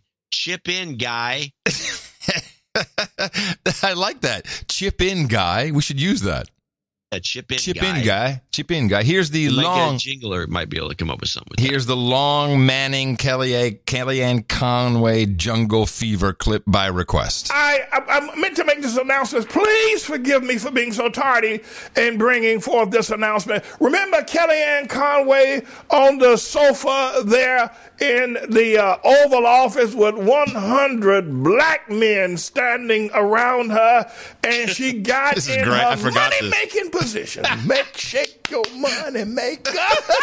She got that money. That's a sure enough money shot. Woo, Jesus. Woo, Lord. Look at that. That's a money shot. Kellyanne Conway is a money shot. But I forgot to inform you that the reason why she got into that money shot without being asked is that Kellyanne Conway has got jungle fever. She couldn't stand herself. Jungle fever, jungle fever, jungle fever. Doom, doom, doom, doom, doom, doom, doom, doom, doom, doom, doom, doom, doom, doom, doom, doom, jungle, jungle, doom, doom, doom, doom, doom, doom, doom, doom, doom, doom, doom, doom, doom, doom, jungle, jungle, jungle, jungle fever. Kellyanne Conway. Oh man, I miss him. Even old material from Reverend Manning is genius. He's still making content. We haven't had anything good from him. Don't get it. We're not looking at it, I guess. Yeah, we'll start checking it out again. There must be some stuff in there. He's so good. For Joy Boy, maybe 250. He will be one of the associate executive producers along with Jeff. Damn you, sad puppy. Thank you for your courage and ITM, John and Adam. Sorry I've been such a douchebag lately. Please accept this humble donation for the best podcast in the universe, NJNK. Your humble knight, Sir J-Boy. Thank you, Sir J-Boy. It's appreciated. Crystal Culpa, $250, parts unknown. This donation is on behalf of my smoking hot husband, David Culpa. Myself and our 2 human resources love him and thank him for everything he does. We love your show and listen faithfully. We try to hit people in the mouth as often as possible, but the unfortunate truth is we are surrounded by Floridians. So she's in Florida. As a suggestion for a meetup, Florida has great weather. Mm-hmm. This is true. Requesting travel karma for our first trip to Vegas, baby. Love the show. Keep up the fantastic job. I've said I like Florida as an option. The keeper loves Florida for a meetup. We'll go. We just have to choose where. It's kind of a big state. Yeah, it's actually got 3 sections. It kind of has. Plus the middle, which is Orlando. Maybe you need a Floridiate tour. Yeah, well, maybe. Okay. Here's Jeremy. Cancer. Cancer. Oh. Sorry. Karma she wanted. Karma for Vegas, baby. You've got karma. Vegas, baby. Got some notes I got to grab. That was Crystal. Okay, Jeremy Cartwright, 222.22. And he says, hard to put down my dog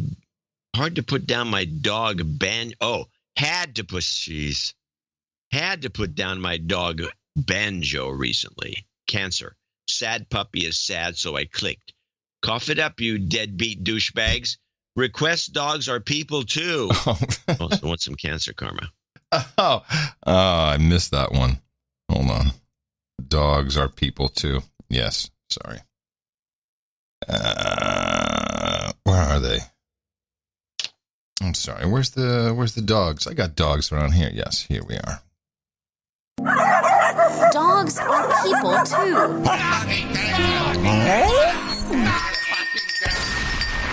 You've got karma. Okay, onward to, as I try to do 2 or 3 things at the same time. David Fugazotto. 203.45 ITM is all he has to say. Thank you very much. Adam Barrett. And what I was doing here is I'm looking to see if I have an Adam Barrett email, which would be down at the bottom of the squirrel mail. And this is interesting. I didn't realize how many of these newsletters that Don Barrett, who sends out a newsletter about Los Angeles radio, I've accumulated. I have nothing from Adam. I have nothing either. Maybe it's just a happy-go-lucky donation. He's just happy. Could be. Notice he did 201, perhaps thinking if the donations were low, see sad puppy, that he might get kicked up to an executive producer by being $1 more than the associates. That's a good trick. That's what I think was happening there. But it doesn't matter. We appreciate if Adam has something to say, he'll send us a note. Great. Sadguru.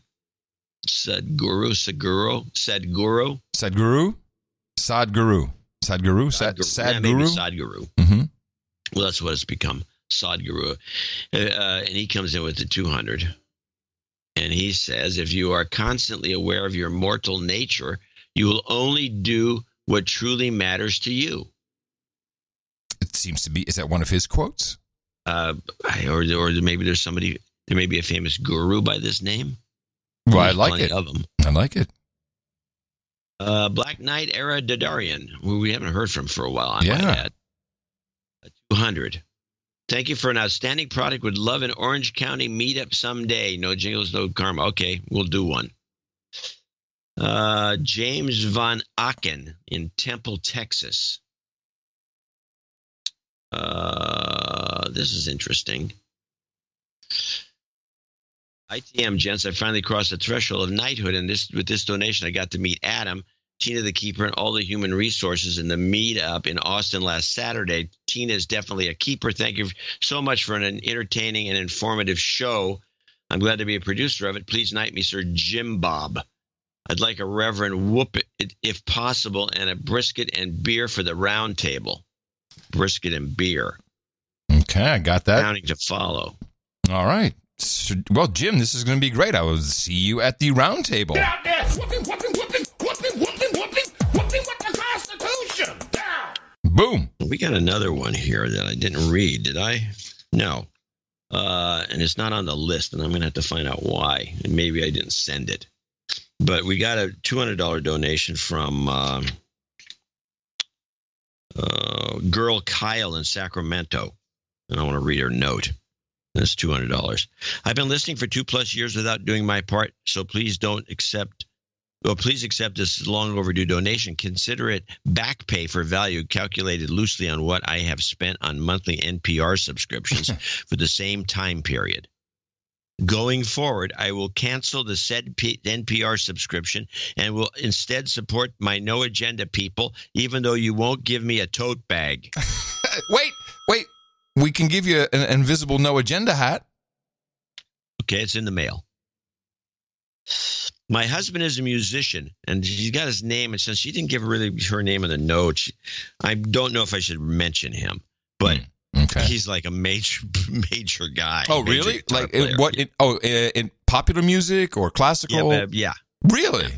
He was on the Black Crowes, for example. Oh, okay. For example, wow. And even though he's prolific with 8 albums of original music, no one buys records anymore, so he makes his living on the road with live shows. I've seen him in Austin, actually, I think. It finally dawned on me that not contributing to No Agenda is the equivalent of not supporting your favorite musicians, and a world without music or podcasts would be a real bummer. Thank you for the show, and please keep it up. May I request a WTC7 and an Obama no Addams Family style. I don't know if you can access that. Let me see. And then I got a last thing to read. She has a PS. I think she wants to be read. Girl Kyle in Sacramento. Okay. Although I don't know him, please tell Sir Rutherford the Brave that as a Fish fan, I appreciate the name. If I ever make it to the round table, I'll be Dame Girl Kyle of Gamehenge. He'll get it. WTC7 won't go away. Okay, you know what? No.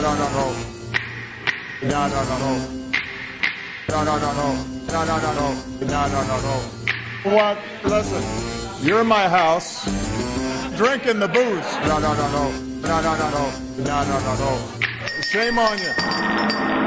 You've got karma. Classic. I forgot all about that one. Me too. James Von. Did I do James? Yeah, you did James. We're on to the last one, John. Sorry. John Grumling is our last donor. Annual tax refund donation. Last year's smoking hot girlfriend karma didn't work out so well. So this year I'll pass along any karma to someone else who might benefit. Maybe Adam can use it for his upcoming nuptials and house hunt. Oh, well, the house hunt is over. We're good. So it works. It works. Thank you. We'll just give it for everybody else who needs it. Thank you very much, John. You've got karma. Yes, the house hunt worked. And that's our group of producers and executive producers for show 1119. 1119. Thank you all so very much. These are very important credits. Now, what was the term you used in the newsletter? I don't know. I even sent you a note about it. Oh, yeah. You count. You count. You matter. You matter. That's what it was. Yes, and that's true. You do matter. I put that in the newsletter. Yes, you do matter. They do. They matter. They matter. They matter. That's it. There's nothing else. You matter. That's it. We're done. You matter. But also, because you matter and because you supported the show, all of you, you get an executive producer and or a associate executive producer credit. And you can use these anywhere credits are recognized. And they are very important, and they do make a difference. And thank you for supporting our value for value model. More people to thank in our second donation segment. And another show for you. I'll be back in Austin. Pi Day. You can support us at Dvorak.org/NA. Now that you know all about the GPS, Armageddon, and Space Force, go out and propagate. Our formula is this. We go out, we hit people in the mouth.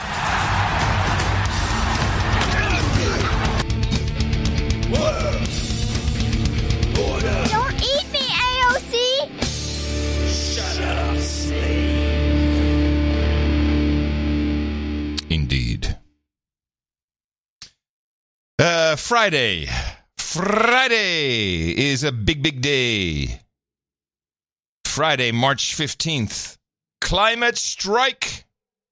All children of the world are going to strike and be truants and leave school. Strike for climate change. This is spearheaded by, I think pretty much still recognized as the figurehead of the current child climate movement, Greta Thunberg. She is the is she now 15 or 13? I think she's 15. She might 15 be 13. now. I don't remember. When you see her, and I just saw her recently. She looks 11. She really. looks 11. Yeah. She looks 11. Yes. So she was interviewed for a Swedish publication in English. Nicely enough, one of our producers sent that along. I pulled a couple of quick clips here. Here she is promoting, of course, the climate strike on the 15th. That is this coming Friday. What's happening next Friday? Next Friday, March 15th, there's going to be, the school strike is going even bigger than it is now. There's going to be hundreds of thousands of children who are, or more, that is going to be striking for the climate. It's like a big global international school strike, so I'm very excited for that. And I think it's incredible that the school strike has spread it so far and so fast. That is very hopeful, I think. For now, there has been hundreds of thousands of school children school striking for the climate and saying that why should we study for a future we might not have?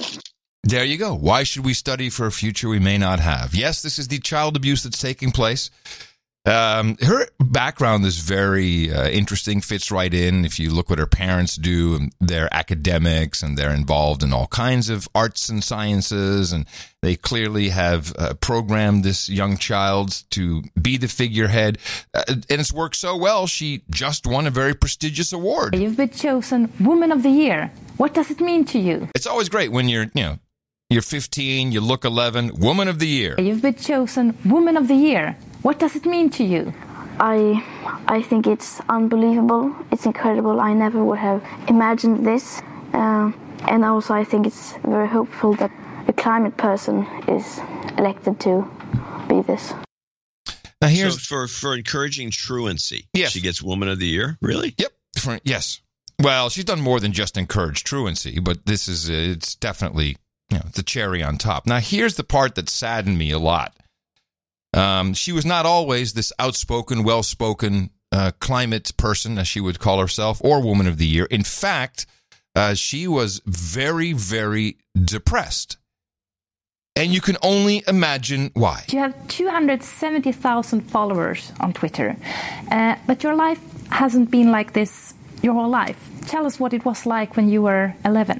When I was 11, I became ill. I fell into a depression. And I stopped eating and I stopped talking because I was so depressed, and I stopped going to school. And it was a very hard time for me. And it was among the biggest cause of my depression was the climate crisis, because I thought that everything is just so wrong, and I became so depressed. And I thought that there's no meaning to live and like that. And so I became very depressed, and then how I got out of that depression was that I thought to myself, there is so much to live for, I can do so much good with my life, and I'm going to use my life to try to make a difference, and I try to do that still. So politicians, if you think it has no effect what you're doing, how you are putting fear into young children's minds, this is the result. Now, she got lucky. Her parents pulled her out, turned her into some kind of symbol of this. It may not even be true. I don't know. I mean, but why would I doubt her? But that's pretty severe. If this is happening to 11-year-old kids, they're going into depression, don't want to eat, don't want to go to school because of the climate. Should you really be fear-mongering the way you are? I find this disturbing. And it's very disturbing, and you're completely right about this. Here's an interesting note from Nicholas, who attends Notre Dame. I heard your recent discussion on climate change believers deciding not to have children. I had an experience the other day which included this topic. My philosophy class has weekly discussion meetings in small groups. Last Wednesday, the debate topic between two groups of students was, you should not have children. The support side argued that because of climate change, you should not bring children into the world. They said the only way for the Earth to survive is for us to leave. Even better, we poll before and after the debates to see if our minds have changed. Guess what? Over 50% of the class changed their minds that you should reconsider having children due to climate change. Adam and John, the brainwashing is everywhere. I'll keep you updated if I see anything else. Thank you for your courage, producer Nicholas. Yeah, this is what's happening. It's Notre Dame. Isn't that like an Ivy League school? Well, it depends. No. Okay. No, Ivy League's in the Ivy League. Notre Dame is not an Ivy League school. It's not a shitty school. An elite school. It's an elite school, yeah. Well, that's good. We'll take him out of the gene pool. Actually, it's a plus. Yeah, take yourself out of the gene pool, you idiots. Net, it's a plus. Because you're dumb. Yeah. That's the reason you're not propagating. I got a note from Mac Dingle. Okay. He's down the border. He lives on the border, Texas. I want to confirm that people have crossed the river in between Eagle Pass, my hometown, and Del Rio, Texas, my entire life. Ranchers know this problem all too well. We'd go fishing on the riverbanks at friends' ranches and always run into empty trash bags that once held a dry change of clothes. There is no wall, just an insanely dangerous river. It is essentially a moat. A cousin of mine worked for a guy picking up groups of illegal aliens at the border and dropping them off at a local motel. Not sure what happens after that, but I'm sure you can fill in the blanks. Tons of things like that going on at the border. There you go. I was going to ask you, I was going to make a point that someone made the other day. With this warming or cooling, whatever, climate change, ultimately it's about whatever is happening to the climate, it's affecting the temperature, and that is what will kill people, right? Because that will cause all kinds of horrible follow-on effects. And as one of the clips that we played some time ago pointed out, no one has ever taken a look at the climate from is it possible that this is a positive thing? Well, here's my question. What is the ideal temperature for the Earth? I mean, is there an ideal temperature for Amsterdam versus Rotterdam? There's differences. One's a little warmer than the other. Yeah. Is there an ideal temperature for Texas? Is there an ideal temperature for the North Pole? It would be good to know. We at ideal now? Okay. Put a thermometer in San Diego. That's it. Why do you say? Because that's the best climate I've ever been in. Yeah, but you can't have all kinds of things you can't have everything of the world if it's all the same temperature. You're asking a hypothetical question. I'm giving you a bull crap answer. Yes. Thank you. It's appreciated. It worked perfectly. I made a mistake on the previous episode, and it's because I had watched a video, and our knights in Israel got all freaked out when I said Jews are represented represent 3% of the population of America. And what came out of my mouth was, but they're 60% representation in Congress, to which our Israeli knights went, holy crap, the Nazis have really done a number on Adam. What I meant to say is 60% of them are influenced by AIPAC in Congress, which it may have declined a little bit recently, but it may also represent America's feelings in general about Israel. I don't know.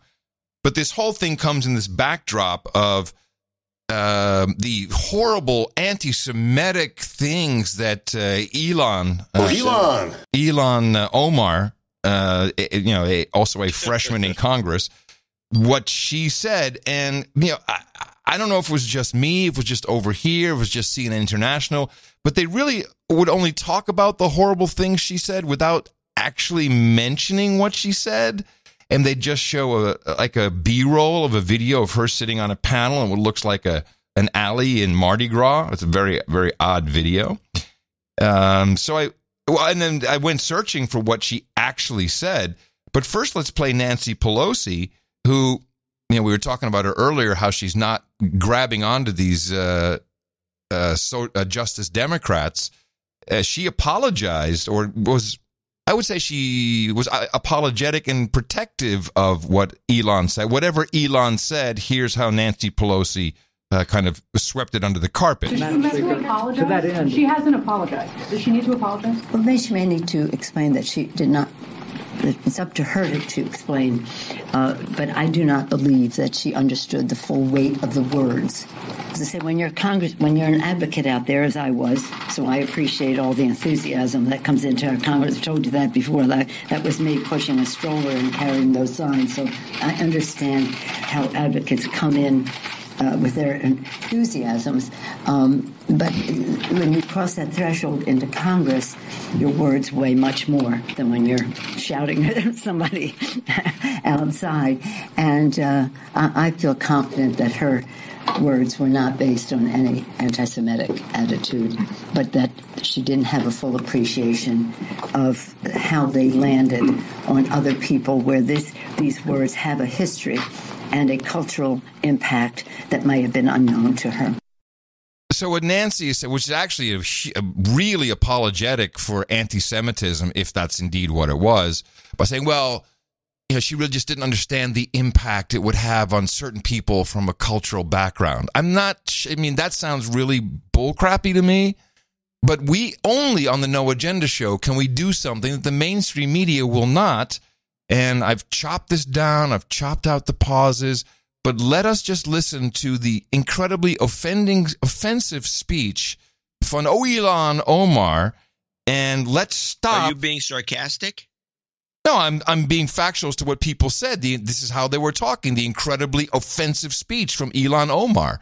I can't, because what I'm saying is I'd like us to listen together to determine if it was indeed incredibly anti-Semitic. And I think it takes both of us to analyze this. Okay, go. The dehumanization and the silencing of a particular pain and suffering of people should not be okay and normal. And you can't be in the practice of humanizing and uplifting the suffering of one if you're not willing to do that for everyone. Okay, so far, nothing. So for me, I know that when I hear, right, my Jewish constituents or friends or colleagues speak about Palestinians who don't want safety or Palestinians who aren't deserving, I stay focused on that the actual debate about what that process should look like. I never go in the dark place of saying, here's a Jewish person.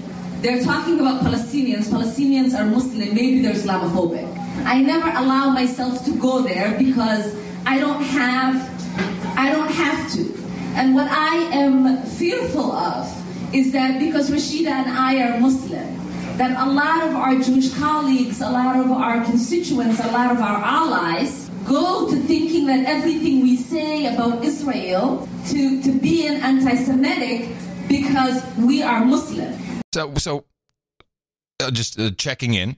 So what she's saying is that she's actually extremely aware, it's kind of funny that she said this, that whenever she has a lot of Jewish constituents in her district, she's extremely aware of what she says, in particular when talking about something like Palestinians or Palestine. She has to be very careful because she knows that she's very quickly labeled anti-Semitic because her criticism comes from someone who is Muslim. Is there any anti-Semitism here yet? No. No, I don't think so either. Okay, we'll continue. And so to me, it's something that becomes designed to end the debate because you get in this space of, yes, right? Like, I know what intolerance looks like, and I'm sensitive when someone says the words you use, Ilhan, are resemblance of intolerance. And I am cautious of that, and I feel pained by that.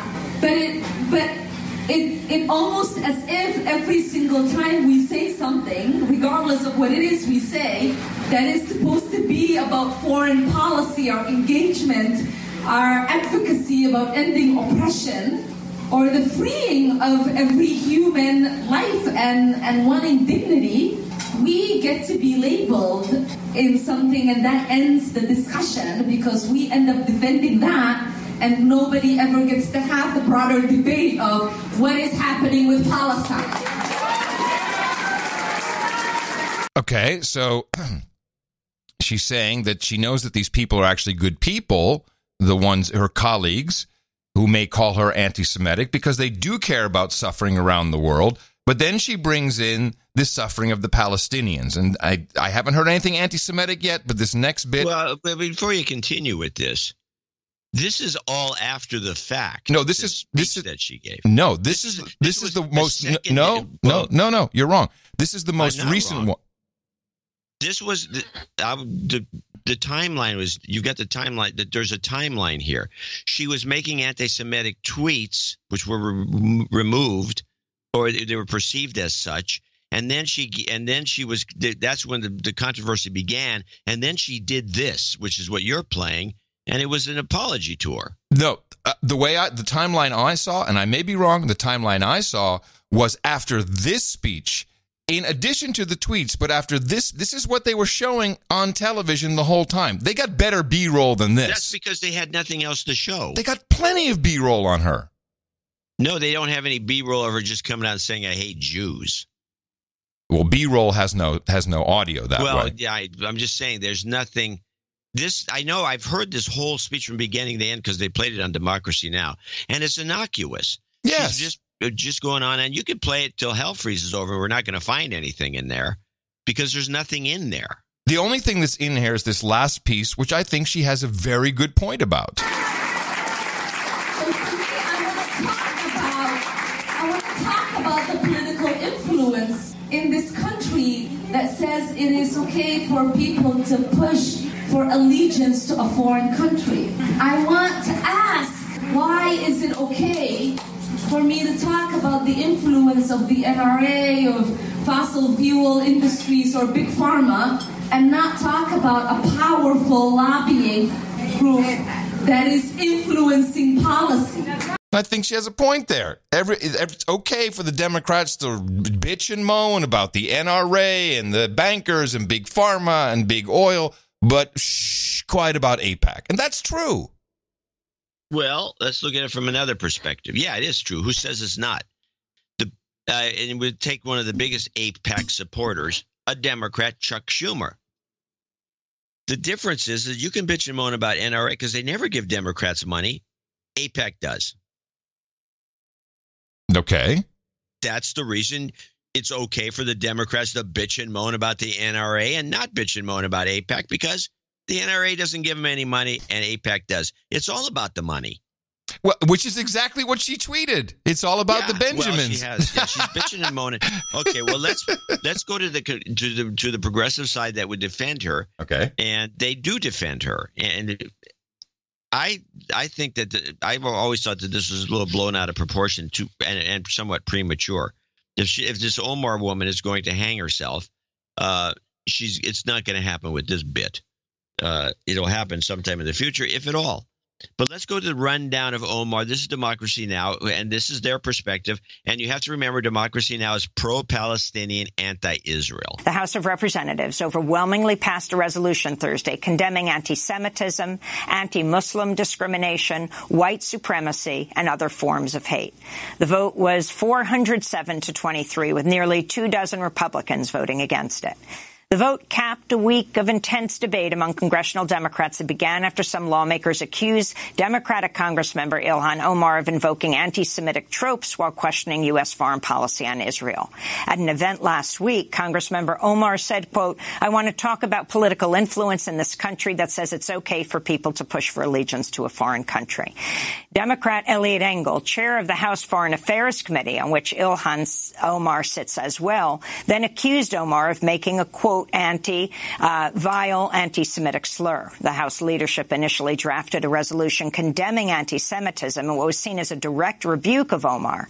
But many progressive Democrats and Omar, who was one of the first 2 Muslim congresswomen in U.S. history, was unfairly being singled out. Vermont Senator Bernie Sanders wrote, "We must not equate anti-Semitism with legitimate criticism of the right-wing Netanyahu government in Israel." Yeah, Bernie's in a tough spot. Yeah. Bernie. He doesn't know. Well, I don't know what to Bernie's say now. in a tough spot because of a lot of things. Yeah, they did a thing which I'm going to preface this last clip. This is a short clip. This clip's from a Israeli journalist named Gideon Levy, who's kind of one of those pro-Palestinian Israelis, it seems. But I'm going to preface this. She brings on this guy. She brings on some woman who's on a lot of shows. I can't remember her name offhand. And then a Palestinian's at the desk. All 3 of them condemning everybody, and they're all defending Omar. And I'm looking for some semblance of a little balance in the reporting. I don't like the slants on either side. You were bitching about it with that clip of yours, that it was slanted one way when it was bull crap, obviously, and then the other side slanted. They don't give us these news organizations, and I'm going to do another one. They don't give us any balance. They get, in this case, Amy puts 3 people on who just bitch and moan, and they all defend Omar. Nobody has any reason not to, because that's the way the balance is. It's not balanced. This guy, I think, has some good arguments, very similar to what you were saying, but he kind of drops the ball where I cut the clip off with an assertion at the end that I just thought was a bit much. Tel Aviv first. Gideon Levy, your response to the debate and the final passage of the resolution on Thursday in the House of Representatives. It's wonderful that the House deals with anti-Semitism. It's wonderful that the House condemns anti-Semitism. Anti-Semitism should be condemned, but the context is very suspicious and very troubling. Let me be very frank with you, Amy. We have to say the truth. The Israeli lobby, the Jewish lobby, are by far too strong and too aggressive. It's not good for the Jewish community. It's not good for Israel. What is happening now is that some kind of fresh air, some kind of new voices are emerging from Capitol Hill, raising legitimate questions about Israel, about America's foreign policy toward Israel, and about the Israeli lobby in the States. Those are very legitimate questions, and it is more than needed to raise them. But the Israeli propaganda and the Jewish propaganda in recent years made it as a systematic method. Whenever anybody dares to raise questions or to criticize Israel, he is immediately and automatically labeled as anti-Semite, and then he has to shut his mouth, because after this, what can he say? This vicious circle should be broken, and I really hope that great politicians like Mrs. Omar and others will be courageous enough to stand in front of those accusations and to say, yes, it is legitimate to criticize Israel. Yes, it is legitimate to raise question, and this does not mean that we are anti-Semites. We are not ready to play this game anymore in which they shut our mouths with those accusations, which in most of the cases are hollow. Huh. He describes her as a great politician. Oh, Elon! I'm not buying it. Elon's a great politician? That's what he said. She's a great, not great, great politicians like Elon Omar. Now, I think the Rashid woman, I forget her name, Rashid, I think she's a problem. She's just a troublemaker. They're all troublemakers. Yeah. But you know, even they're all the Justice Democrats are troublemakers. That's what they're there for. Even so we're not, that's what they're there for. I agree. I'm just saying, even this conversation we had, I guarantee you, either one of us or both will be called either anti-Semite or Islamophobe. You can't have a conversation about it. Even on a stupid podcast, although this is even not a on a stupid stupid podcast. Yeah, not this podcast, one. No, which is not stupid. I tried to catch myself. You're right. So I'm watching so they have Brooks and Shields. I'm always bitching about this. Yep. Constantly. And it's because it's unbalanced. You got two guys agreeing with each other. Why are they doing that? Is there any possibility that somebody could take the other side of the argument? Because there are other sides of the argument. I don't care what argument it is. There's usually another side. But no. We had two guys agreeing constantly. And the worst example of this, I thought, was they brought Gert, this columnist for the Washington Post, another Trump hater. So you got two Trump haters on this panel. Woo! And they got a new Trump hater from the Washington Post. Gershon is his name. And he's a columnist, and he's a Trump hater. And so here's an example of one of them going off on something, and the other one, to show the balance, I want to show how they respond to each other. This is the Gershon and Shields on government overreach regarding the Trump administration. Let's talk about another move on the part of the Democrats this past week. Now they've got the majority in the House. They are reaching out, asking for documents from scores of Trump administration officials. They're asking for documents from officials in the White House, the president's daughter, Ivanka. They're trying to find out about security clearances, Michael, granted to the president's son-in-law, Jared Kushner, his daughter. They're talking another committee is looking at the president's tax returns. The criticism out there is that this could be overreach. Is it overreach? Is it appropriate? I think the breadth of these demands is equal to the breadth of the slime that we're seeing. I mean, we've seen it at every stage, from campaign to transition to inaugural committee to early White House. There are plenty of ethical problems to examine in this case. And this is a case where the Republican Congress didn't do its duties when it came to oversight. It left a bunch of things completely unanswered, which it should have, just as a matter of integrity, itself have examined, and was used in a political way. And so, I think that Republicans very much brought this on themselves. I think Michael is absolutely right. Hey, when is the public not finding this a good product anymore that these news programs are delivering? When are they just tired of the repetition? At a certain point, you can only do so much of the same.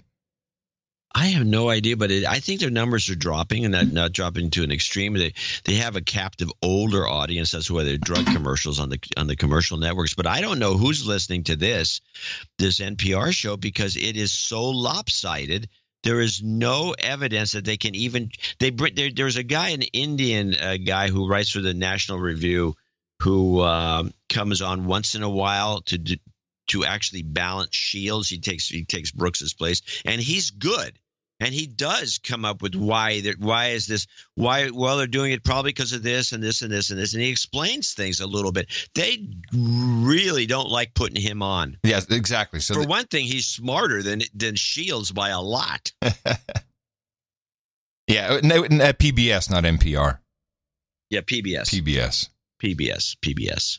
Well, we try to deliver an outstanding product twice a week, everybody. I don't know what they're doing, but that's our mission.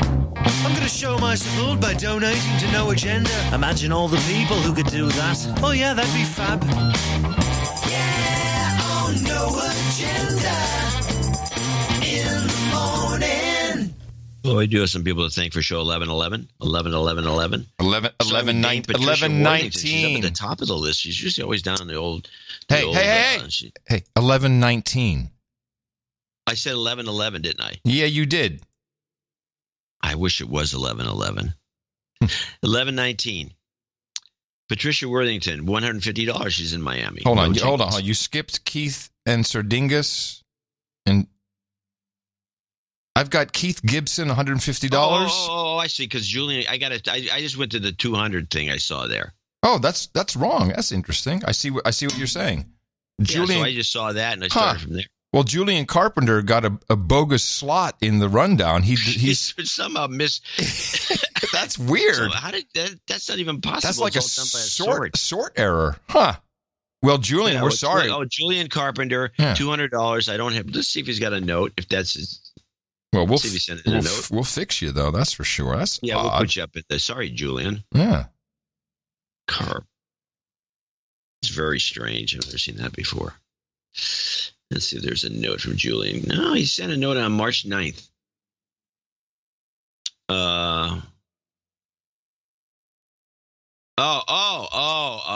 Okay. I'm ready. Now I see what happened. Eric did put in the slot. He slotted it. I know what he did. He donated 150, then 50 separately he says on accident. Oh, okay. But he's obviously millennial because he only said nobody but millennials say that. On accident. By accident.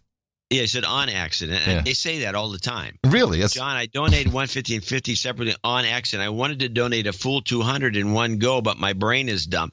Not sure how to fix this or send a note. My name is Julian Carpenter from Avon, Colorado. Hope this makes it to you. Now, he didn't could have put a note there, but he didn't. So what I think it was is right at the top of the list of the 150s, and Eric just changed that to 200, and then those other ones. Got it. After the sort. Okay. All right. We're good. All right, Julian, you're good to go. You're good You'll to go. Associate exec. Bumped up into the associates. The associates where you belong. Complications. Back to the chart. I'm glad you pointed that out because I probably would have missed it. Keith Gibson, $150. Sir Dingus in Moreland Hills, Ohio, $150. Dame Patricia Worthington, $150. A lot of $150, including Julian Carpenter. Will Robertson in Dos Palos, California, 12345. He's been a listener for 9 years. Wow. He's nearing knighthood. Okay. He wants drone again sometime. Maybe we'll play that later.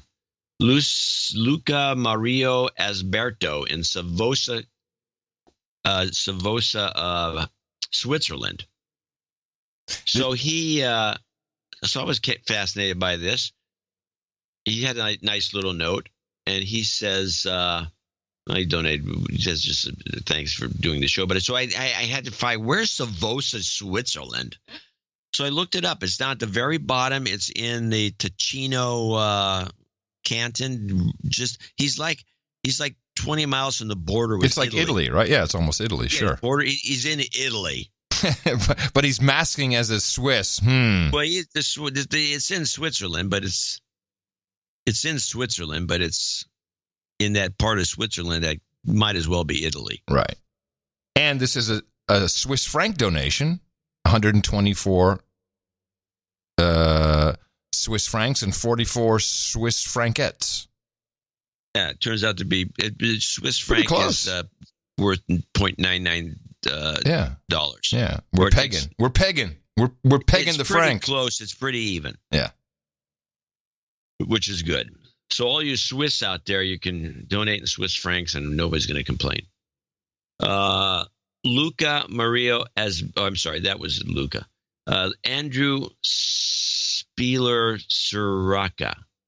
Jeez, I'm just having trouble today. $111.90.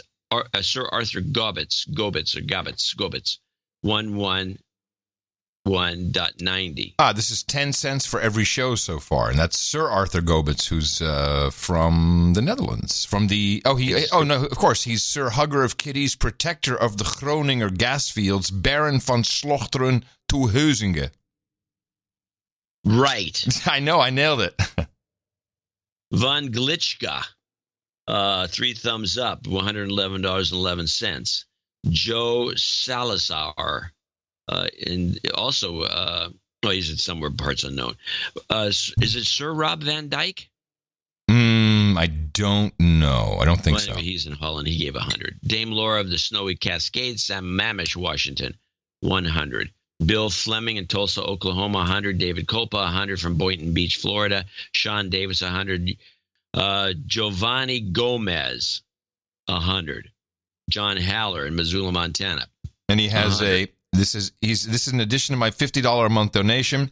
My 75th birthday is March 12th. No karma, no jingle. Just more analysis that keeps me grounded. And he says he got his first knighthood 2 years ago, and now he's reached his second. Well, that means he's a baronet. Baronet, because he says knight me again. John Holler. Okay, so John Holler will be a baronet. Adding that now. John Holler at the moment. Mm-hmm. Christopher Azrak 8008. Sir Herb Lamb 8008.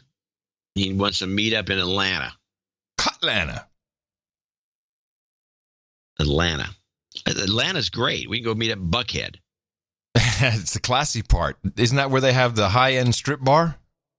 They have high-end strip bars all over the place. Is that Cheetah? No, those days were. That used to be the Cheetah 3, the Cheetah 4, and then the big one was the Gold Club. You would know.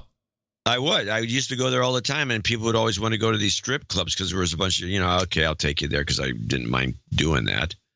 And one of the older strip clubs which moved and became a number. It was the Cheetah 3, I think. Used to be more of a vaudeville place. They had or burlesque, not vaudeville, but burlesque. They had strippers, but then they had a dirty comic that played the banjo. And this dirty comic would come out and do about 20 minutes. It was really funny. Straight from Reseda, here she is, Raven. Give it up. Yeah, that's where I got my patter. Classic. Doboslav Slaveneskoy. I'm thinking. He's in North Woodland, New Hampshire, 7777. And he's a brand new listener, so he'd like a de-douching. You've been de-douched. He's the president, by the way, of the New England Frozen Wastelands Barbarian Club. Outstanding. Excellent. KGB, says KGB. Jeffrey Breyer in Dresden, Ontario, 75. For another first-time donor, Johannes Hammerson. You've been de-douched. Johannes Hammerson in Munich, Deutschland. München, 75. Michael Greer, 6969. From the Log House in Pennsylvania. He wants to do a meetup. Actually, I got another request for there's a couple of Pennsylvania meetup requests. It's the middle of winter, people. Yeah, it's a little cold there. Yeah. Jeez. Matthew Mongan in $69. Edward Flores in San Jose, California, 6666. Sir Hamus, 6666. He has a call out. Please accept this as a payment for an invisible no agenda hat for each of my two douchebags friends, William and Robert. Douchebag. And they can share the douchebag. Brian Pearson, 6666. Matthew Cole Perricone, I think. Perricone, maybe. 6543. Yes, okay. Dame Bang Bang in Buellton, California, 56. She's a famous person, so I'll have to read her note. She wants goat karma for Dame Simona. I'll read the note. Requesting goat karma for Dame Simona as we want to hear as if she has been accepted to the amazing self-sustaining rural boarding high school. We also need some scholarship karma as this $56 donation is only 0.1% of the annual tuition. You've got karma. There you go. Well, we knew the calculation on the annual tuition, but it sounds like a pretty expensive high school to me. It does to me, too. Hey, homeschooling. Jeffrey Anderson, Stuart, Florida, 5555. James McClure, 5510. Tyler Hebb, 5510.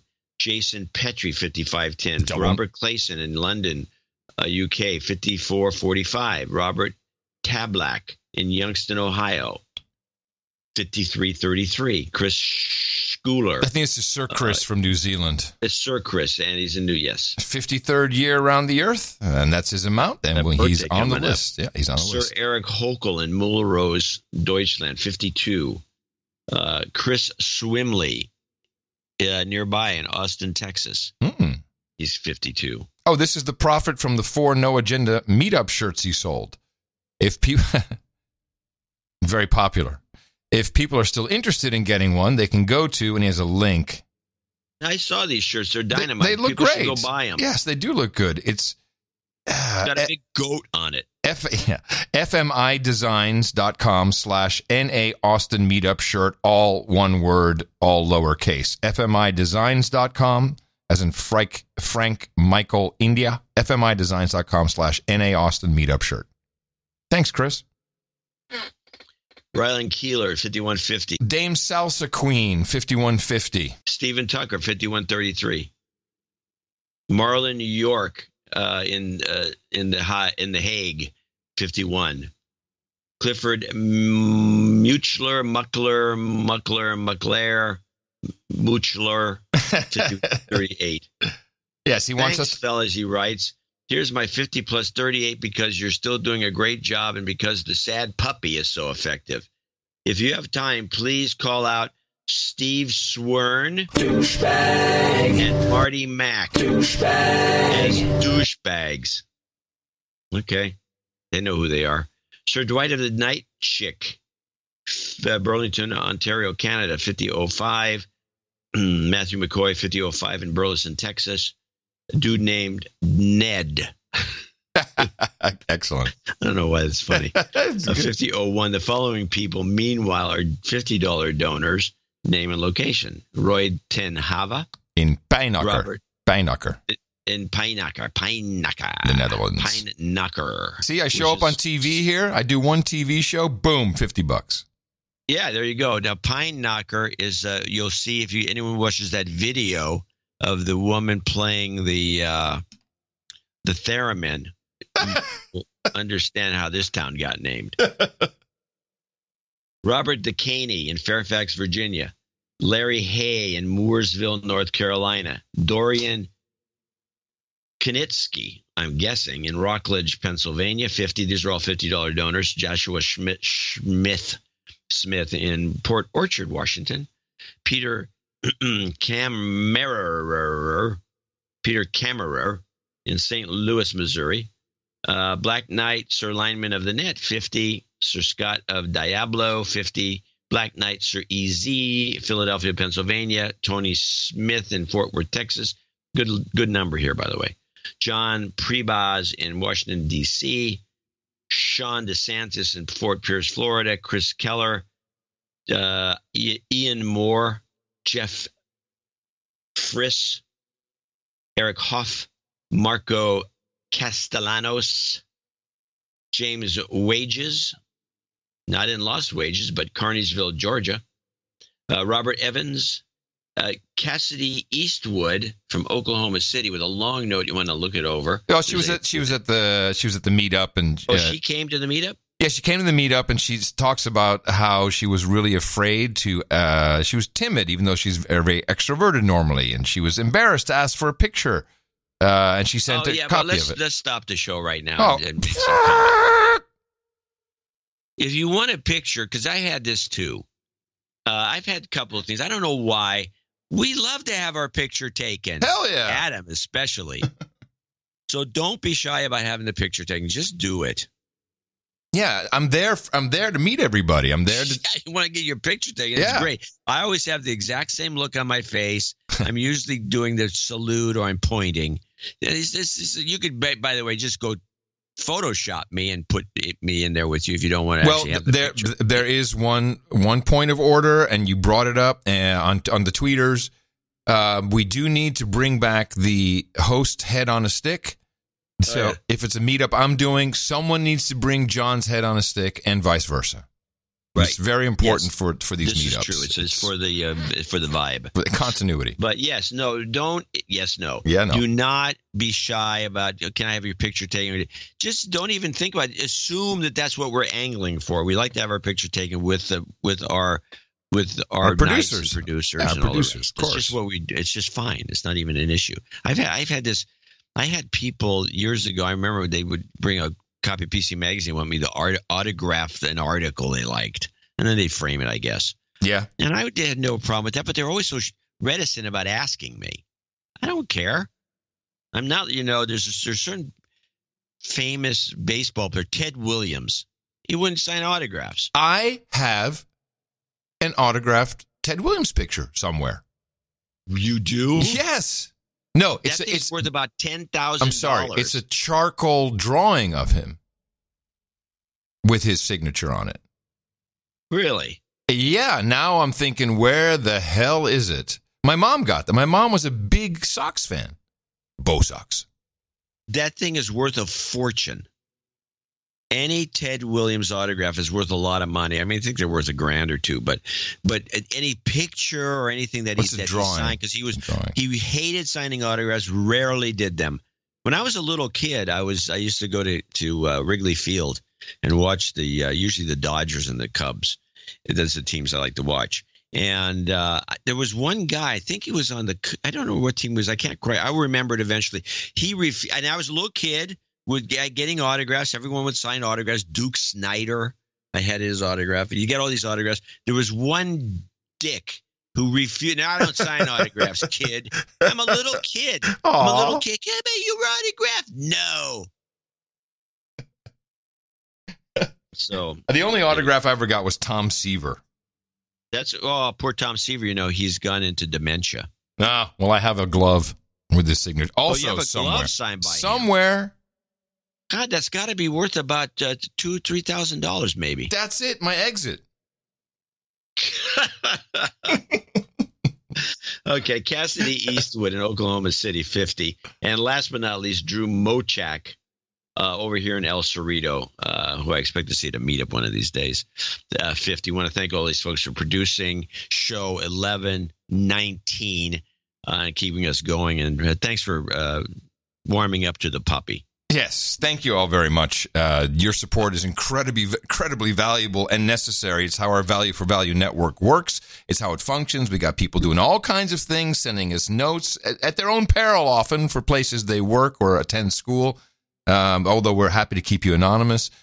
We have people doing artwork, have jingles, all kinds of topics, experts, dudes named Ben, dudettes named Bernadette. You name it, it's all here, and a lot of people who help finance the operation. Thank you very much. And also everyone who came in under 50 for reasons of anonymity, or if you're on one of our programs. And if you're not, get on one of our subscriptions. Everything helps. There's a request for proposals, an RFP from Pittsburgh. Sir Ryan J. Brady, Knight of the Three Rivers, feels that it would be a good place to have a meetup. So go to noagendameetups.com and get it started. Anyone can do that.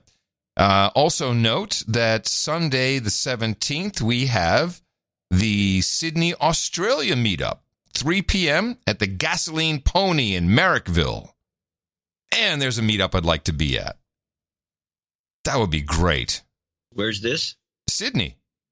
Oh, yeah. Sydney, Australia. You could take it's probably shorter from where you are going over the South Pole. Yeah. I don't know how you'd get there. Never mind. It's probably the longest flight in the world. Yeah, you can't do that. The Earth is flat. It doesn't work that way. You can't fly. You have to go the other way.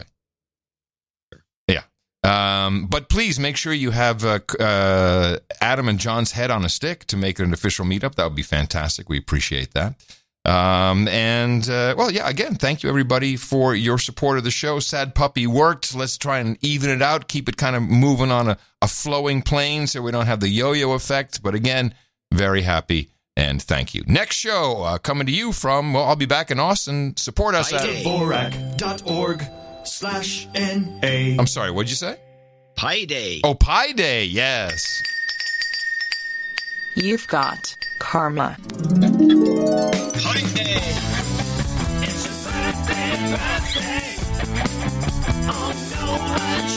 It is the 10th of March, 2019. Here are the birthdays on our list for today. Ed Flores turned 66 yesterday, as did Greg Jarbola, only we don't know how old he is, but he did celebrate yesterday.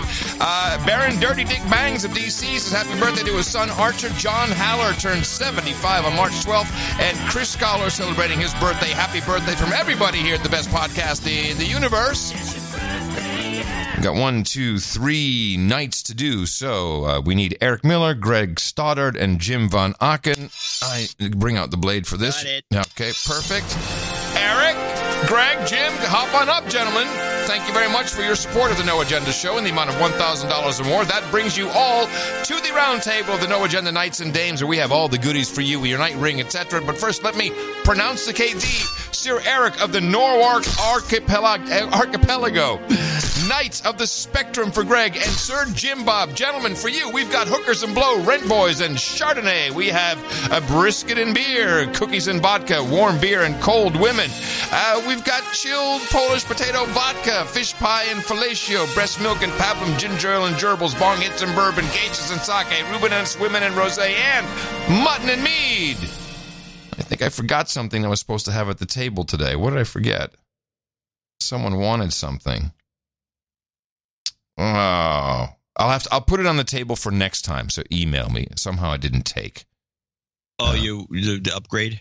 No, not an upgrade. There was some ingredients someone wanted at the round table, and okay. Yeah, but we'll make sure we do it for the next time. We'll get to it eventually. Title changes, turn and face the slave. Title changes, don't wanna be a douchebag. Upgrades on the titles today. Sir Crash EMT becomes Baron of the Holly Springs and Fuqua, and Sir John Haller becomes a Baronet. Congratulations to both of you, and you can, of course, upgrade that on your LinkedIn, your business cards, etc. And we appreciate the support. Dvorak.org/NA. We were talking about Australia. Actually, a very interesting clip from Australia, which is probably just the beginning of things to come. I'm sure we will see a lot more of these problems all around the globe. Certainly when we roll out 5G. Initially, I thought this might be a 5G story. It's good regardless. A technician scouring every angle of a Joondalup pharmacy, searching for the rogue signal that's been jamming electronic car keys. Not working? No. I had to put it up. Just a handful of motorists reported the problem today, but more than 100 shoppers over the past week have been locked out of their vehicles. Experts believe something inside the pharmacy has malfunctioned and is causing the issue. It is very unique. It's something I haven't seen before myself, and I'd imagine we will probably never see anything like this again for some time. Locked now. Although it's not believed to be a deliberate act, it's raised security concerns for devices sharing a similar frequency as a car key. There are known attacks out there which are used to compromise garage door systems and unlocking remotes for cars, known as the roll jam attack. Technicians are working there right now to fix the problem. Alice, the experts trying to get to the bottom of this mystery have had to wait until the end of trading today to get access into the pharmacy. Just in the last half an hour, they've told me the signal has disappeared, which has prompted a new theory about what's causing this problem. Now they think it could be the buzzer system the pharmacy uses to alert customers when their prescriptions are ready, which we're told operates on the same frequency as electronic car keys. They can't confirm that this is the case, as it's a process of elimination and it could still be days before they know for certain what's behind it. The shopping centre will have security on tomorrow, directing customers away from the affected area, but they say anyone who has a problem should contact the centre management immediately. Alice? So this is the second report. This happened a couple days ago in Perth. And you see all these people, just they can't operate their vehicles. And they had to leave them overnight.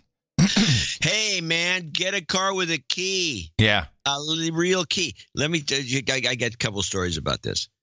So when I got my Lexus, the SC400, the one that is it's 25-year-old 25, car. Yeah. So I got my 25-year-old car. So when I had it within the first year or two, I was at some event and some PR event for some company. And the woman, PR woman, says, "Oh yeah, I've got one of those. They're great until it was stolen." I said, "What? This was stolen?" She says, "Yes, this is a car, the auto car, because it has a little button you push on the key and it opens the door." Apparently,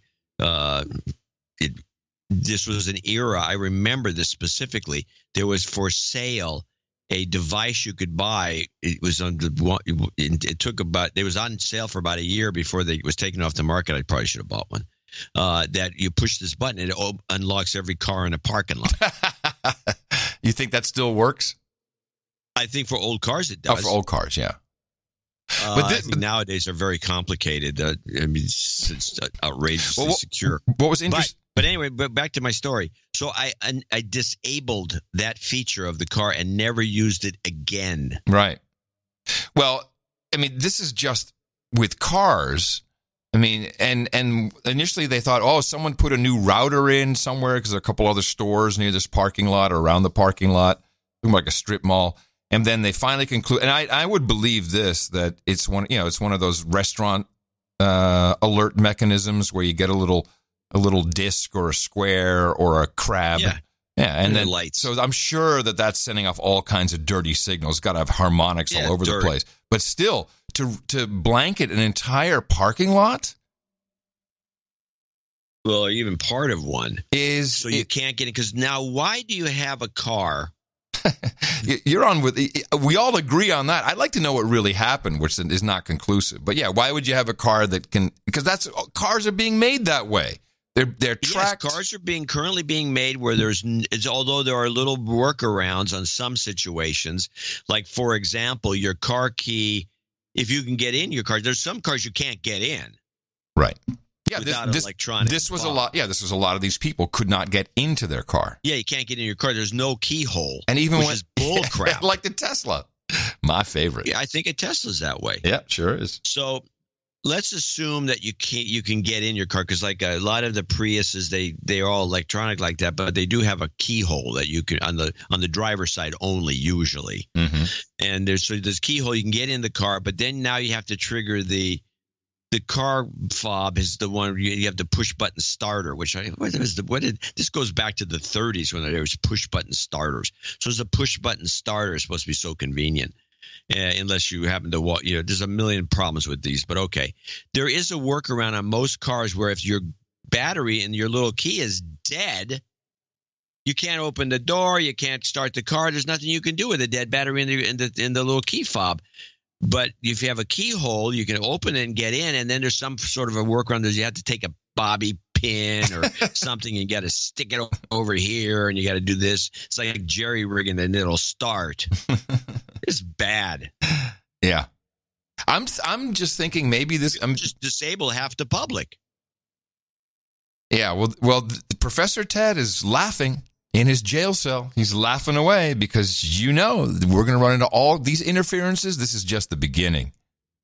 I mean, look at how, I don't know about you, but when we're in our building, I frequently have to have my router rescan for a different channel to use because someone moves, someone comes in, default setup, boom.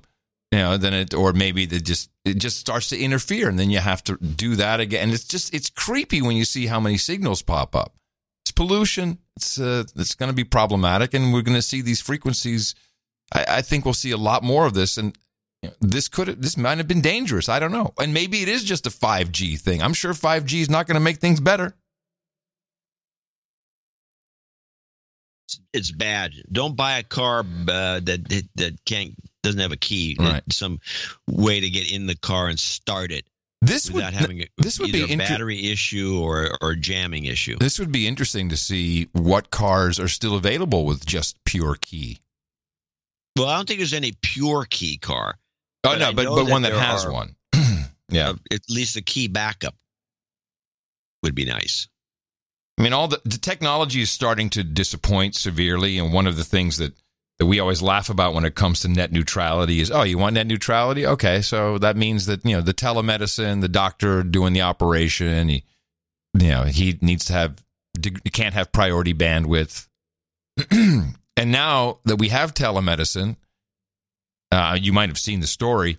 People are very disappointed by telemedicine in practice. This was in California. A family in Northern California is devastated. After rushing a loved one to the hospital because he couldn't breathe, they say a robot rolled into his room to deliver grim news. I don't know if he's going to get home. Okay. A doctor appeared in the robot's video screen to let Ernest Quintana know his lungs were failing and he didn't have long to live. Quintana's family members can't believe a robot was used in that situation. Devastated. I was going to lose my grandfather. We knew that it was coming and that he was very sick, but I don't think somebody should get that news delivered that way. It should have been a human being come in. He already has a problem hearing, so with that and everything he couldn't hear, she had to repeat everything that doctor was saying. Quintana did die a couple of days later. A spokesperson for the hospital issued a statement offering condolences and saying they regret falling short in meeting family expectations. Did you see this thing? Yeah, it was pathetic. It really was. But wasn't this an element of the movie Up in the Air with Clooney where they were firing people and they were using a computer screen to do it at some point as they were advancing? Oh man, you're asking this. I haven't seen this movie in a while. You're asking me something here I don't know.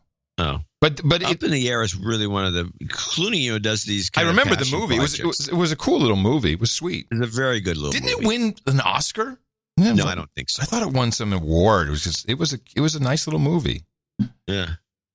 But it wasn't really a robot. It was just one of those, a video on a Segway, a video screen on a Segway, so that the doctor can joystick control his monitor up next to you and say, "Hey, you're gonna die. You're gonna die.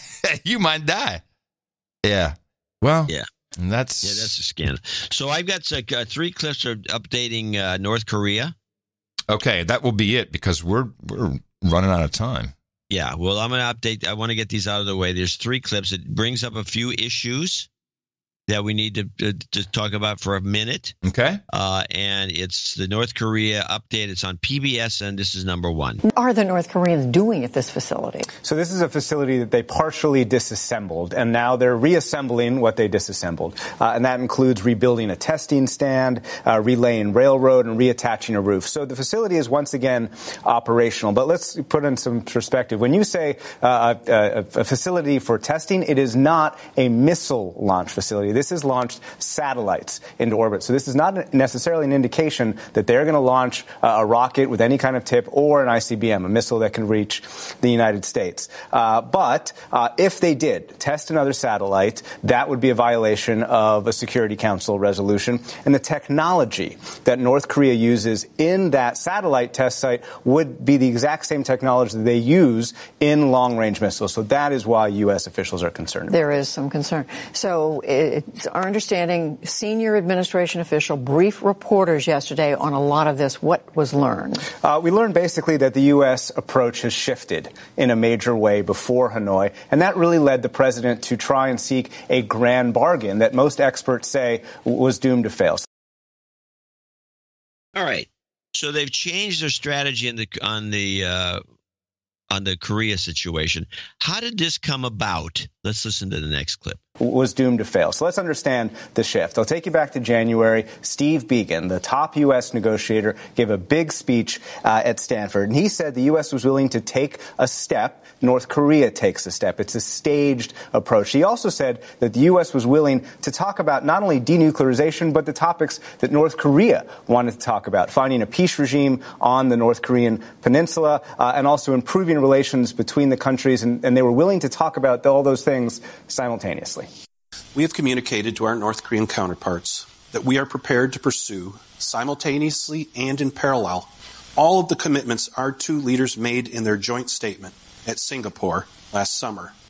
Now, that was January. Let me read you a statement by a senior State Department official from yesterday. Nobody in the administration advocates a step-by-step approach.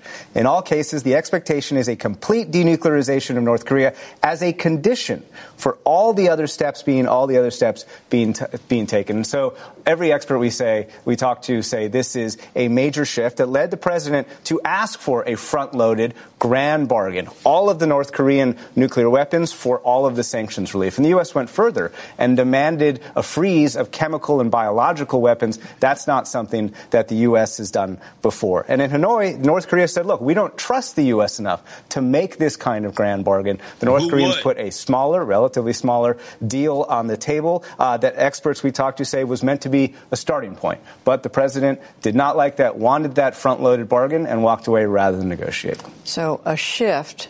Why? We don't know for sure, but what the officials I speak to point to 2 things. One, John Bolton, the National Security Advisor, was at the table in Hanoi, has never believed in a staged approach. So we got that guy involved. Douche. But he was he's all the way at the end. This whole thing is falling apart. And Trump, I don't know, does he know Hold on. Scheme? Question. Do we really know if it's falling apart, or is this just how Trump negotiates? That's what I'm thinking. It's possible, but I still see Bolton there until they fire him. I'm suspicious. Well, think about this. Bolton at any point could be used as a chip, as a bargaining chip. Like, oh, you know what? I understand. Yes, Bolton's. You know what? I'll fire Bolton, but you still got to denuke. It's an old trick. Yeah. Fire the guy. Fire the problem guy. Pat McGovern, who used to run Computer World magazine and InfoWorld and all these other. He told me this story. he said that he would always have a columnist in Computer World that was just a kick-ass columnist that would always just say he'd just be a mean-spirited columnist. But it wasn't anybody. It was like a team of people, but it had a guy's name. Oh. And his bit was Mark Pugner. A company coming to Pat. This is terrible. You've besmirched my company, IBM or whatever it was. This columnist has just been killing us. And Pat would say, "You're right. I'm firing him." That's a great story. And then he would put into some other columnist that was another bogus name. This is a great idea. I thought it was a great idea. Mark Pugner was his name, right? No, I never used Pugner. But Cringely, the original Cringely was a fake, even though some guy decided to sue because he was doing the column and he wanted to keep it. Anyway, the point is that that's a trick. Yes. It's possibly that's what he's up to, but I really dislike this Bolton character a lot. But then there's a second element here, and I want to this is the one I really want to comment on, which is included in part 3. Number 2, the president has soured, according to one senior administration official, on South Korean President Moon Jae-in, who has been advocating for this staged approach and instead is listening to Prime Minister of Japan, Shinzo Abe, who says don't trust the North Koreans. So what's next? What does that mean? Administration officials say they believe no bridges were burned. They hope that negotiations continue, and they say that they understand the North Korean program, they understand what North Korea wants a little better than they did before Hanoi. But the question is, what is the deal that the U.S. wants next? North Korea says it's open.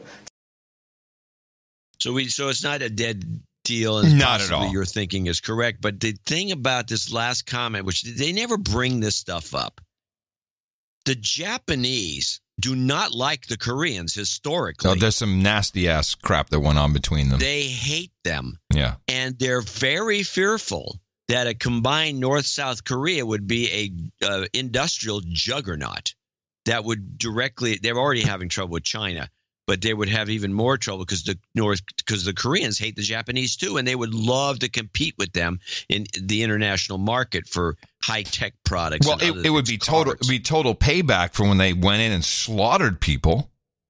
Well, and also burned their libraries and the Japanese they did horrible things to the Koreans. Yes. And so Abe is going to reflect that no matter what, because he's a Japanese guy and he's not going to like the Koreans. And the Japanese industrialists are very afraid of a combined North-South Korea, which is what the South Korean guy wants, because they know it will be a problem for them in the international market in terms of manufactured goods. And so this whole thing, which, by the way, should be discussed. Yeah. But nobody mentions this. Exactly. And now the minute you said that, I'm like, oh, yeah, where were the rockets flying over? Well, primarily Japan. When they were still shooting them off, they're lighting stuff up, was go over Japan. And that's pretty obvious that they're like, hey, ha, ha, ha. But it would be even better if the North and South reunite and they become a powerhouse. Oh, man. What will Japan do? Well, they got the Olympics. They got to up their ante. They're dead. They're dead in the water. Up the game. If you got the Olympics, your country's going bankrupt. So it's just a fact of life, people. We all know how it works. All right, everybody. That's it. That's our deconstruction for today. I can't wait to see what the week will bring us. As we'll be back, I'll be back in Austin post South by on Thursday for Thursday's show. When does South by close? Oh, I think it closes Monday. I think. Yeah. I hereby declare it closed. It's done. And, keep everything coming. And also remember us at Dvorak.org/NA, coming to you from the runway suite here at the Schiphol Airport in Gitmo Nation Lowlands. And until Thursday in the morning, everybody, I'm Adam Curry. And from Northern Silicon Valley, I'm John C. Dvorak. Again, we return Thursday right here on No Agenda. And again, Dvorak.org/NA. Until then, adios, mofos, and such. Oh, yeah, thanks to Matt Lizari, Tom Starkweather, and Danny Luce for our end-of-show mixes. There you go, everybody. Adios and such. Bye-bye.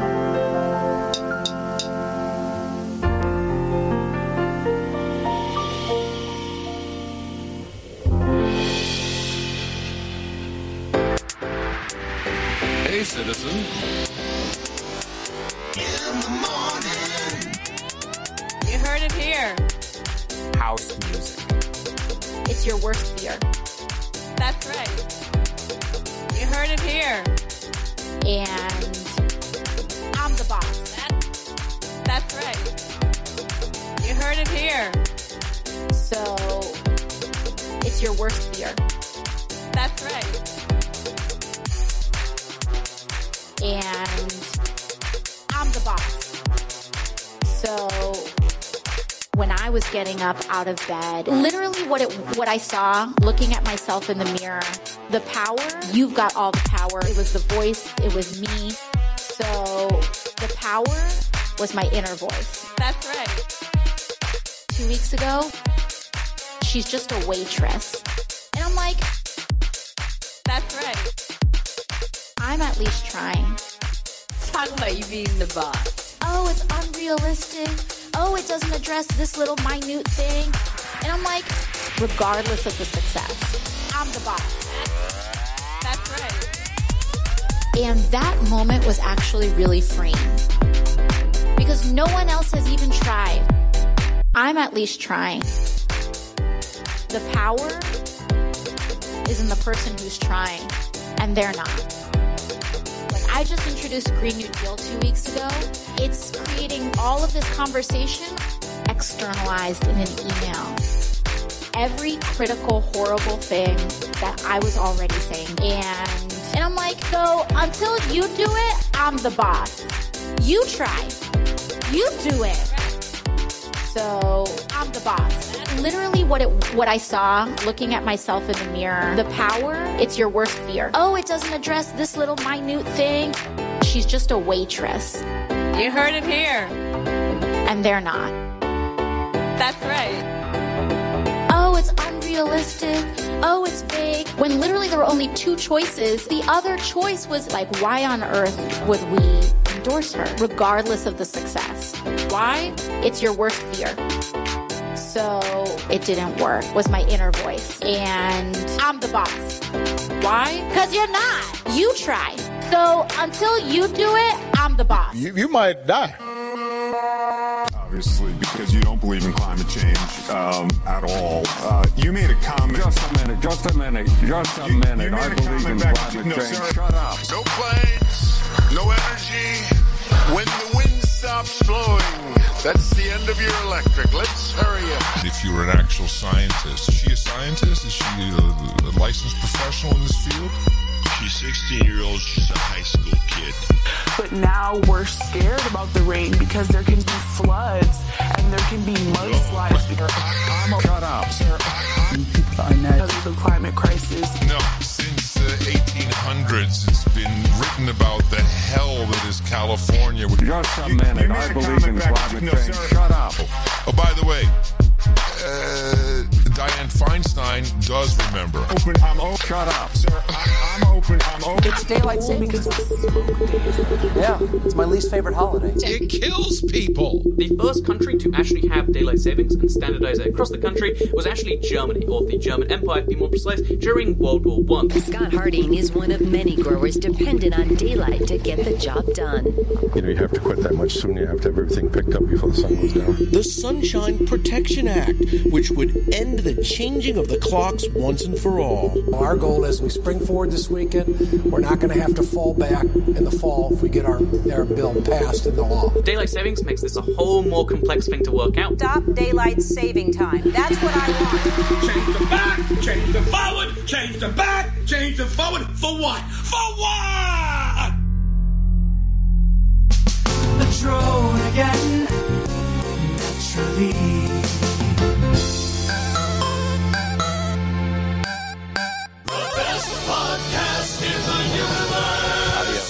Mofo. Dvorak.org/NA. You might die.